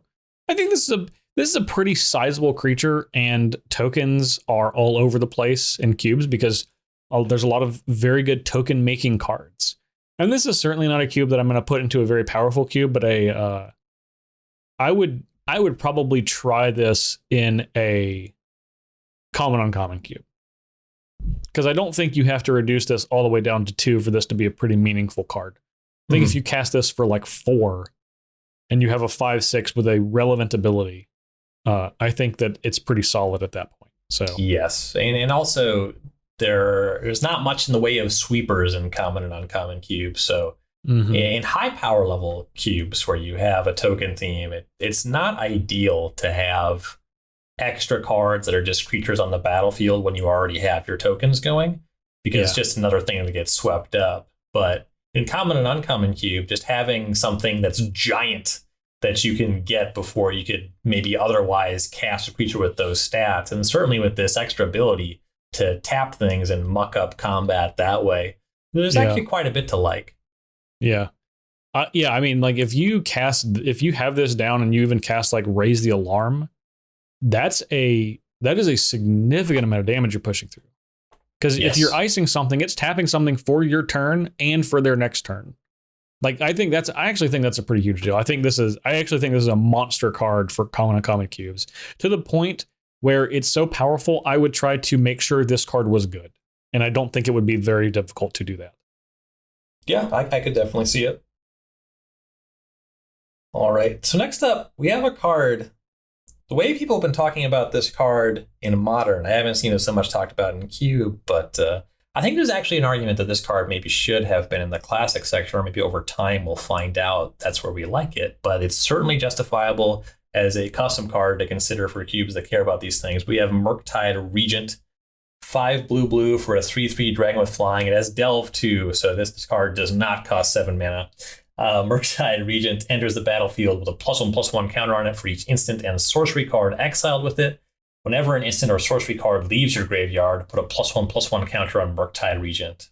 So if you are able to delve the full instant and sorcery, just all 5 cards, you get an 8/8. And it's 8 probably, for 2, that's good, right? Yeah, and on average, it's probably closer to Tombstalker, and that's why maybe this card on the surface seems less exciting than it might end up being. And, immediately when I see this card, I think, okay, like this is for a cube that's like playing Thought Scour and is kind of aggressively filling up its graveyard. But realistically, so many of the best blue cards are just instants and sorceries anyway. You have a ton of counter spells, Ponder, Preordain, It's not that difficult to fill up your graveyard, and I tend to rail against blue creatures that attack and block in high power environments. But part of that is a lot of stuff kills Delver of Secrets, and it takes Delver of Secrets a lot of turns to cross the finish line. If you're making a 2-mana 8/8, a lot fewer things kill it, and it takes a lot less time to kill you. That's true. Now, I do think you're looking at this from a best case scenario, Ryan. Of course. Mm-hmm. Of talking about a 2-mana 8/8. So I'm looking at this card, and I asked myself immediately, is Tombstalker in blue good? And I don't think that Tombstalker is a card that I generally want in cube, because it either is just a big dumb creature that comes much later in the game, or it is a creature that comes in the middle of the game that is exactly the cost I would ever pay for it to even consider playing it in my deck. And for those two factors, it's not a card that I generally cube with. And if I simply made Tombstalker blue, would it be better? The answer is yes, but I don't know if it's better enough to put this into classic for me. And ultimately, that's kind of where I landed, that I think this is often going to be a 5/5 or maybe a 6/6 best case scenario. Well, best case scenario is an 8/8. But I think like realistic case scenario, I think it's probably like a 6/6. And that is pretty good. Unlike Constructed, I think having instant sorceries leave your graveyard after you've put Murktide Regent onto the battlefield, I think are going to be infrequent. So I am really looking at that line of text and considering that mostly flavor text, other than when it enters the battlefield. I am comfortable for today's purposes calling this a custom card. When you look at the sorts of win conditions that show up in the high power cube blue decks, this is not like them. This is a it's just card it's of just a big nature. creature. Yeah. However, there is a blue creature that you can conceive of that's big enough and cheap enough where you'd say, okay, fine. this one's gonna get me there. I'll put this in my counterspell deck, and I don't know if this card is it, but it gets the wheels turning. The possibility is there. Okay, yeah, and I mean, I actually do. I feel the same with you. It's like I like this card. I think that I personally want to play this card in Legacy. I'm very excited to be able to play a Tombstalker or fit Gurmag Angler and not playing black. But in Cube, I think you have to operate at this full potential, you have to do slightly go out of your way. And then I don't know if the payoff is worth it because it's just a big creature. And there's plenty of big creatures. Even the fact that that it's cheap is almost like irrelevant. It's more the effect of what the card is. Like the context of this card on the game is it's just a big flyer. Well, the reason that I think it's worth highlighting that it's cheap is that eventually, for a lot of the win conditions in the high-powered cube blue decks, you have to tap a large amount of mana on your own turn. You have to put the shields down a little bit. And the less mana you pump into that, the more likely you are to be able to leverage your tools. Otherwise, you can leave up a counterspell or two, and you can stop your opponent from doing anything about it. And that's why there is that hypothetical cheap enough, big enough blue creature that turns the tide on the equation. It is just true that in general, you'd rather play stuff that just always replaces itself, that you win eventually because in theory your cards are just better, or you can gain control of the game. But there's less tension in 2-mana card that could win the game than in tapping out for Jace the Mind Sculptor. That's true. Yeah, I mean, like I said, I want this card to be good. This is absolutely a card I will put into my cube. I do think that there is some tension with cards that do this effect in blue and Dig Through Time and Treasure Cruise that are better than this card. It's difficult to draft a deck that has multiple of those Delve cards because in general, I would rather cast a Dig Through Time or a Treasure Cruise than a Merc. Murktide Regent. But those cards don't have power and toughness. This can win you the game. So I do like this card, and I think that this is probably the one that people are like, I can't believe this didn't make it a classic. And I think it's close, and I think you could definitely make it, but you can't just toss this into any cube and be expecting it to be this world beater top end threat for a blue deck. And it can be, but it's not going to be cheap. The last point I want to make about this card is if you held it up right next to an Ethereal Forager and asked me which card is better, I would say I don't know. Yeah. Like there's situations where one is better than the other. I do not know which one of those cards is abstractly more powerful than the other. Yep. Because the Ethereal Forager is kind of the opposite of what we were saying. It's certainly smaller, but it's going to provide more card advantage. So, yeah. Okay. Moving on, and this is a fun card. Phantasmal Dreadmaw, 2 blue. It's a Dinosaur Illusion 6/6 with trample, and like all phantasmal creatures, when it becomes the target of a spell or ability, sacrifice it. 6/6 for 4 is really big. It's really big. That's really big for a common or common uncommon cube.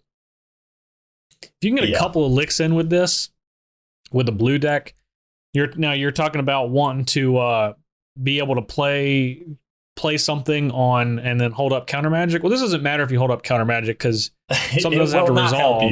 It doesn't matter, but that's good because you just slam this on turn 4, and this is going to be. I mean, this will be the biggest creature on the board on turn 4 in a common uncommon cube 100% of the time.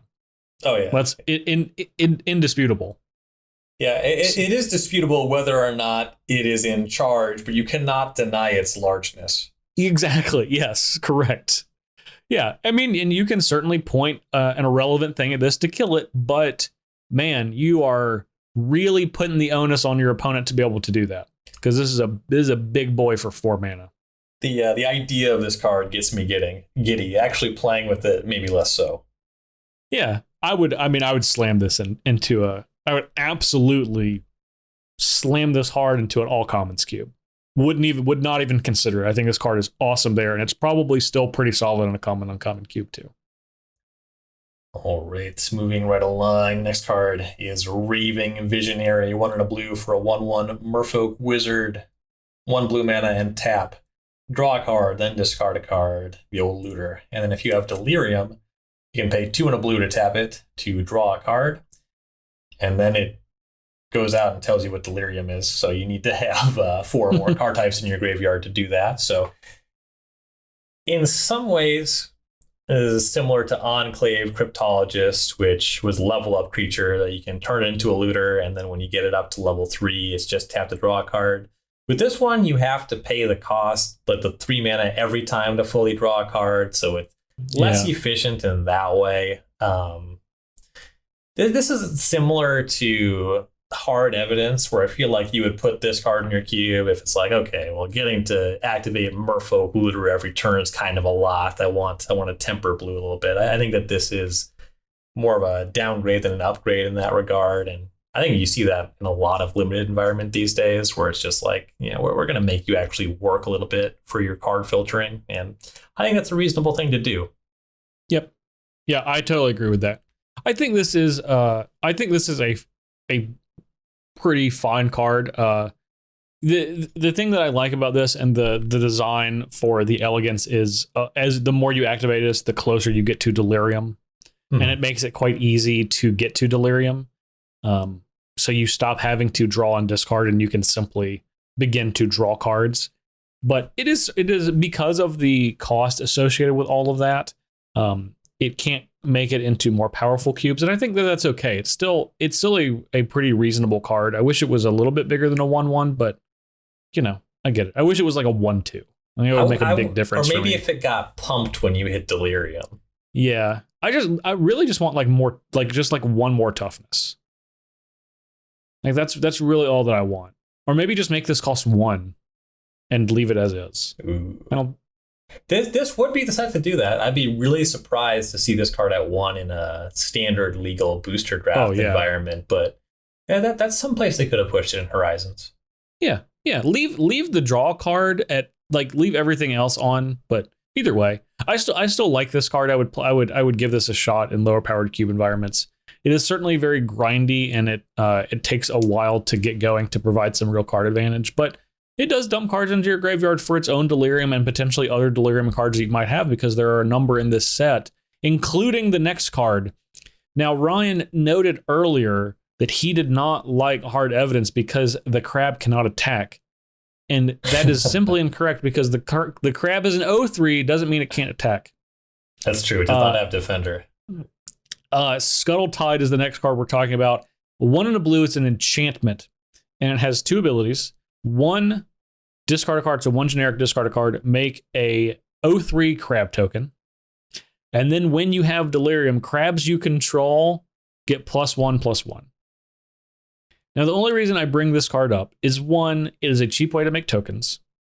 You do have to discard cards, but perhaps you are in a cube that has some payoffs for discarding cards like Madness. And this is a very, very easy way to discard cards. And then when you start making 1/4s for 1 mana and getting a benefit out of that, that is actually not too bad. So this does have to be a really specific environment, but I think the ability to freely discard for 1 makes this, to get a meaningful effect, to get a token, does make this something worth considering. Yeah, this card rules. There's a very good chance I give this one a shot in Spooky Cube. Mm-hmm. There's a number of similar cards. The one that comes to mind is one from Shadows over Innistrad. I'm blanking on the name. It's 1 in a black, and same text box, 1, discard a card. You make a 1/1 vampire. Yeah, call the Bloodline, but you can only do it once a turn, which makes it a lot less exciting. Also, 1/1s versus 1/1s with lifelink too. Yeah, but you compare that to what's ultimately going to be 1/4s. I think Scuttle Tide kind of takes it there. This card is very neat. And if your cube is about combat, 1/4s is actually a pretty good thing to give to a player. I want to note, we don't talk about flavor text very often on this show, but I do believe that Scuttle Tide has the best flavor text in the entire set, which is, we're going to need more butter. To the point. Right, next we have Shattered Ego. 1 blue mana for an aura. Enchant creature. Enchanted creature gets -3/-0. For 3 blue. You can put enchanted creature into its owner's library, 3rd from the top. So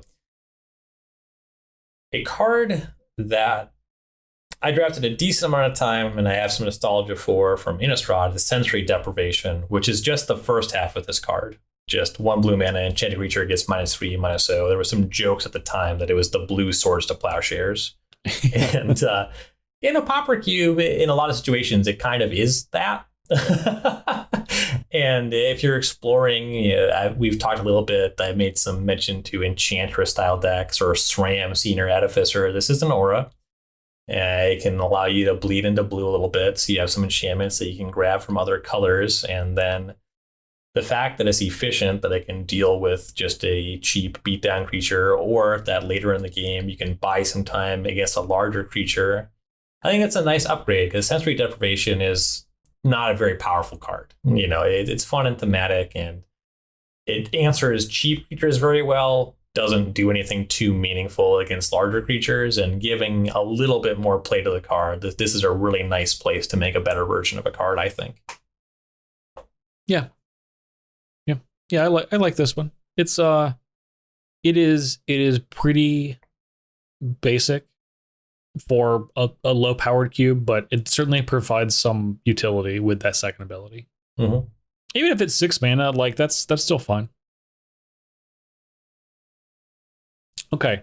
Our next card is somewhat similar in context of what it is doing, and that is So Shiny. 2 in a blue, aura, enchantment aura. It has a picture of a squirrel holding a shiny thing. For context, it's an enchant creature. When So Shiny enters the battlefield, if you control a token, tap target creature, then scry 2, and then chain a creature doesn't untap during its control of untap stuff. We've seen some other better cards, like the one from the original Modern Horizons was like Winter's Rest, which if you controlled a snowland, it tapped it and didn't untap, and then only cost 2. This is okay. I think if maybe you're wanting something that is a little less powerful than like Fall from Favor, which is the one that I don't even remember what set it came out in. I guess Commander Legends. Commander Legends. That gave you the Monarch, which we've talked about on this show. But this is another card that is cheaper than the ones that you find in standard, like Capture Spear, that essentially do this for 4 mana. So I wish that if you had a token you just scry 2 that always tapped the creature, maybe that was a little too powerful, but I wish that's kind of where they went with this card. But either way, if you do have a token, being able to tap it doesn't untap, and scrying 2 is pretty solid. So if you are focusing on having a more of a token theme in your cube, I think this is the one that I would pick. And if you can't trigger that on a regular basis, then I would not.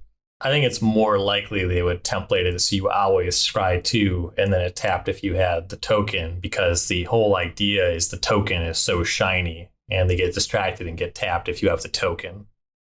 I took it as the token is the squirrel. I even with you saying that out loud, I don't know how that could possibly be the case. Okay.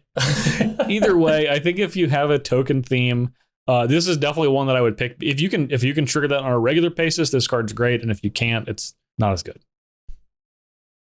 All right. Next up, we have Spylon of Sea and Sky. 1 blue, 3/4, legendary creature. This is our Merfolk god. Spylon of Sea and Sky is indestructible as long as you control at least 2 other Merfolk. Whenever Spylon attacks, draw a card.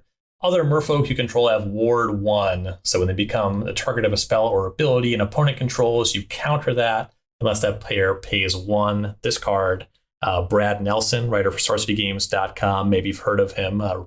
He had a hand in working on this set. This card he worked very closely with. You can read some about his contributions to Modern Horizons 2 over on SCG. But this card, you just like want to put this in your cube. Just whenever it attacks, you draw a card. That's kind of the best Ophidian of all time. So you can just do that, and then you have some upside with Merfolk as well. It's also a 3/4 for 4 or 3/4 for 3. Yeah, you got to revolt to push it. You can't bolt it on its own.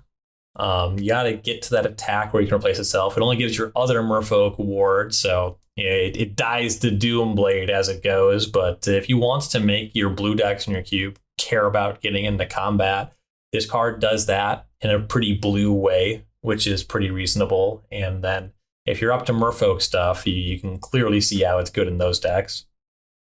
Yes, very much. When this card gets indestructible, it is probably going to start to be pretty unfun because it's just going to attack and draw. It's like, I don't care if you block this or not. But on its face, I think even if you are not focusing on the tribal synergies, this is a 3/4 for 3 whenever it attacks, draws a card. I think that's a pretty reasonable card. I kind of wish it wasn't a mythic rare. But I guess there's not really many cubes that say I have all rarities but no mythic rares. So it's a Merfolk god, man. How insulting would it be for it not to be a mythic rare? It's true. Never. I'm sure that never was on the table.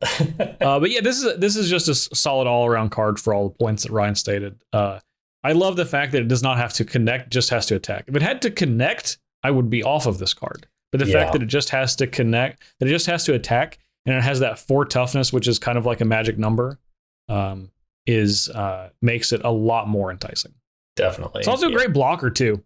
It's like it's pretty solid blocker. I would very happily play this in a control deck, especially if I'm on the play and I can play this on turn 3 and then just get this down. And then if my opponent has an attacker, this is a great blocker. And if they don't, it's going to start drawing me cards. Mm-hmm. I'm in for that. Yeah, those stats are just great for blue. Yep, for sure. Next, we have Sweep the Skies. X blue sorcery, and this just has Converge. Create a 1/1 colorless Thopter artifact creature token for each color of mana spent to cast this spell. So best case scenario, you're spending 6 mana. You're spending Wooburg plus an extra blue to get 5 Thopters. The rate is not great. If you're playing a multicolored cube where you are focusing on like Domain and Converge, then this is obviously a great addition for that. I think that goes without saying. Otherwise, probably not, because you have to. I'm trying to think. If you cast this for 3 mana with 2 colors, you're going to get 2 Thopters for 3, which is fine. But you really want to be able to hit this for those higher numbers. Have a chance to hit this for those higher numbers in a deck or a cube to be able to be interested in this card, in my opinion. Yeah, in my experience playing Peasant Cube, it is generally the case that you're 2 or more colors. I think 3 or more, actually, in my experience. And it's still true that Spectral Possession is quite good on rate, just what you get for 1 card. Mm-hmm. And I cast it a lot for 4 mana, and it was pretty good. If you cast this for 4 mana in 3 colors, that's 3 1/1s with flying. Mm-hmm. I think it's not difficult to sell me on this being good in those cubes. Yeah, for sure. Yeah, it does have to be. Sometimes there is some tension between lower power and being able to really spread out your mana to be able to hit multiple colors of mana, because your fixing is just generally going to be worse in those cubes. But if you're able to do that and make it so that you can regularly play 3 colors in a lower powered cube, then I think this card is more interesting there. Mm-hmm. Yeah, I suppose if you're on all guild gates, or as opposed to including Tri-lands, that makes a pretty big difference in the efficacy of cards like this. Yeah, when you're like, I'm a blue-white deck, but I also have this Seaside Citadel. Mm-hmm. I tap for green every once in a while. So, okay, so last card we have for custom. This probably should be in the custom, no discussion. But either way, Tideshaper, this is a 1/1 for 1 Merfolk Wizard, has kicker of 1.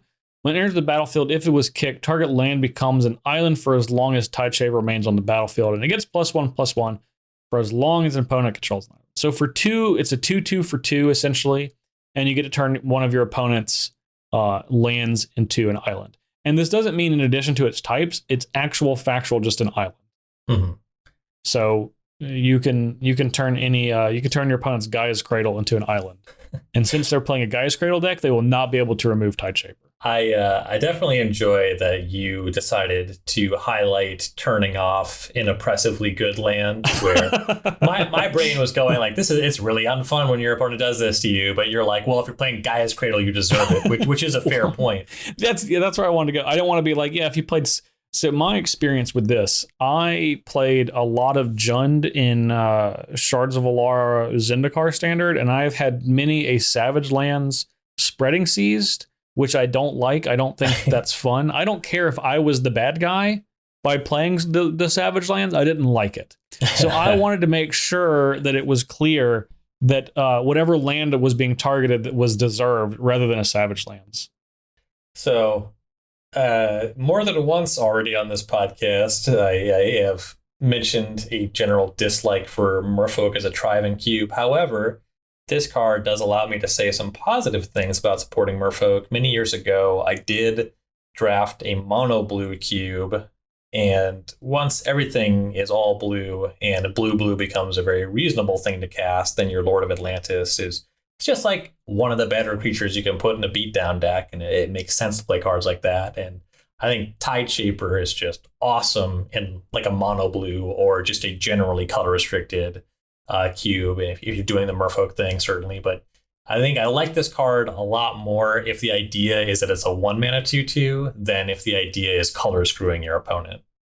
Yes, sure. Yeah.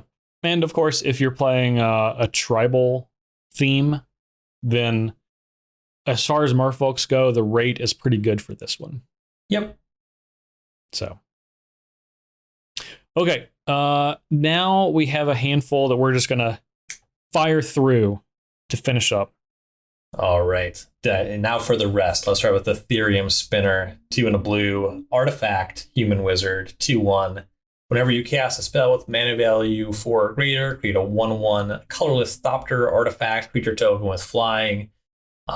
This is a card that I've actually seen. It's showing up in Pauper Constructed because it's really good with Frogmite and Meter Enforcer. Ooh, I like that. And yeah, it's just a reasonable card to put in your Pauper Cube, especially if you're keying off of artifacts mattering.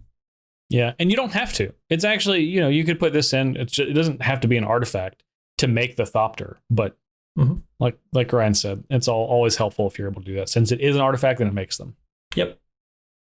Speaking of artifacts, Filigree Attendant, 2 blue. It's a star 3. It's a artifact creature homunculus with flying. Filigree Attendant's powers equal number of artifacts you control. This one is pretty clear. Are you having an artifact focus in your cube? If the answer is yes, this card's probably pretty solid. If the answer is no, it is not. There's not really any two ways about it.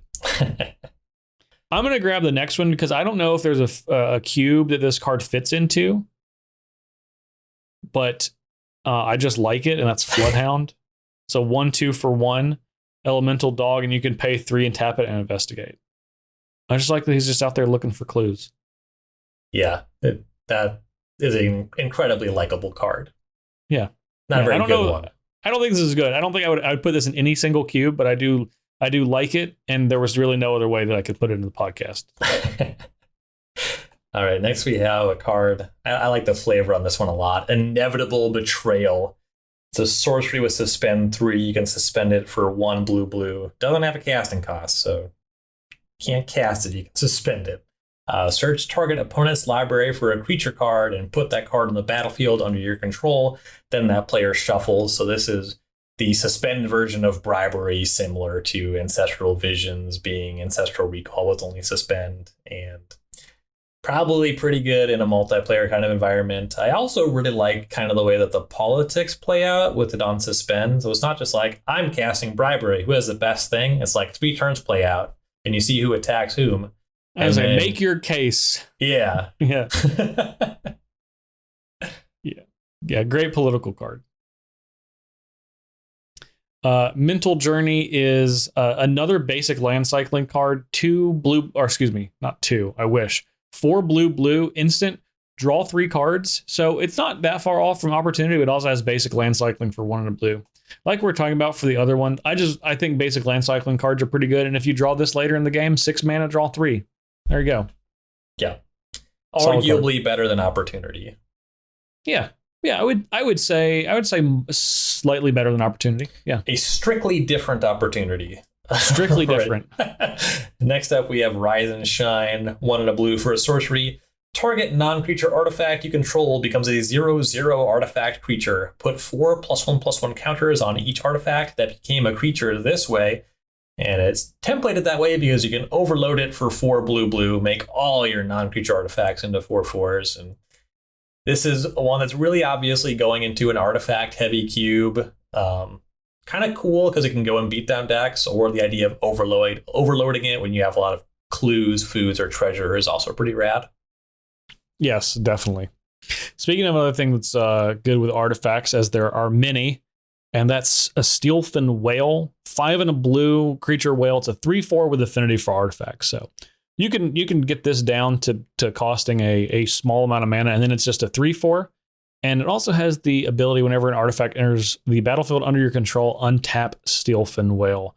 Just like a few of the other cards, if you're focusing on artifacts, I think this is a pretty solid inclusion and can be cheap for the size of the creature. It's also a common, so if you wanted to do an artifact centric archetype in your cube at a lower rarity, then this is a great inclusion for that. Otherwise, if you're not doing artifacts, you're certainly not going to sniff at this card. And last, and certainly among the least, we have Vidalcan Infiltrator, 1 and a blue for a 1/3 Vidalcan Rogue. Can't be blocked, and if you have Metalcraft, it gets +1/+0. Kind of a dumpy Metalcraft beatdown creature for your... this is an uncommon, so you can't put it in your Pauper Cube. So a pretty specific peasant cube for this one. I want to note that opposite of Floodhound, this is my least favorite card in the set because I strongly dislike looking at the art. It is horrifying. You do not like. Do not care for it. No. Don't care for it. Okay. I believe that is. Brian, do you have any other blue cards? I guess before we head out. No, and historically, this is going to be the opposite of the case, and it's actually kind of good that this is true in recent sets. But the white section was more exciting than the blue for me. Yeah, me too. Me too. We talked about more cards in the blue section, but it's a lot of samey stuff, and they are really trying to make white more interesting. And I think that over the last year, they have done so. Mm-hmm. Yeah, I agree. Well, that is the end of the show for today. As a reminder, next week we're going to be back talking about Modern Horizons 2. And then in 2 weeks, we'll be back again and finish up Modern Horizons 2. We're going to make sure to hit every cubable card in the set, except for the ones that we didn't say today that you wish that we did, that we don't remember which ones we didn't say. But everything else, we'll make sure we cover. Make sure to subscribe to the 540 on Apple Podcasts, Spotify, Google Podcasts, Amazon, Stitcher, YouTube, and your local podcast app where you might be listening right now. Leave us a review wherever you can, especially if you enjoy these review episodes. Let us know. These are something that are obviously going to continue to come up, more recurring than probably any other type of episodes that we do. As long as they continue to release new Magic cards, we're going to continue to talk about them. So let us know what you liked, what you didn't like, from a format perspective, from a card perspective. If you don't like Floodhound, tell me that. I'll make sure to note you down personally. But please leave a review, and those 5-star ratings always help. You can find my stuff at jparnell1 on Twitter, on Think Twice MTG, which is my pop culture and Magic podcast, which you can search wherever you're listening to this one right now. And of course, Commander Versus, both on StarCityGames.com and YouTube. I also stream twice a week at twitch.tv/jparnell. They surprised us and put the Arena Cube back on for 2 weeks. Ooh. Like 2 days before it happened. So I'll be streaming that this coming Saturday if you listen to this in real time. So if you want to see, I drafted 2 7-win decks last time. Red-white aggro and mono-white aggro. White cards, the white creatures, as it turns out, are pretty good in that cube. Ryan, where can people find your stuff? Well, you can find me on Twitter at Ryan Overdrive. You can find my articles weekly on StarCityGames.com. Things got shuffled around a little bit with the Alt Vintage Cube. I mentioned that I have something for sort of a reader-submitted cube review. That's actually going live this week, hopefully, because, again, we record this before my article's submitted, and then it's published after my article's published. So I am hopeful and pretty sure that that's the plan. And if you have something you want to see in one of those articles, definitely tweet at me, comment on the YouTube videos here. I'm putting all this stuff on my radar. I do have some stuff as far as personal projects in the work. However, it's very important to pitch some fan service now and again because the product cannot exist without the fans. So I really appreciate y'all, and tweet at me at Ryan Overdrive so you can see and hear what you want to. Wonderful. And we will be back next week and the week after that with more Modern Horizons. Make sure to check us out if you want to hear all of the cards that weren't white and blue. And let me tell you, there are a lot of each of those. So expect another 5 hours or so of cube content from Ryan and I. That is it for this show today. Thank you very much for listening to the 540. We'll catch you next time.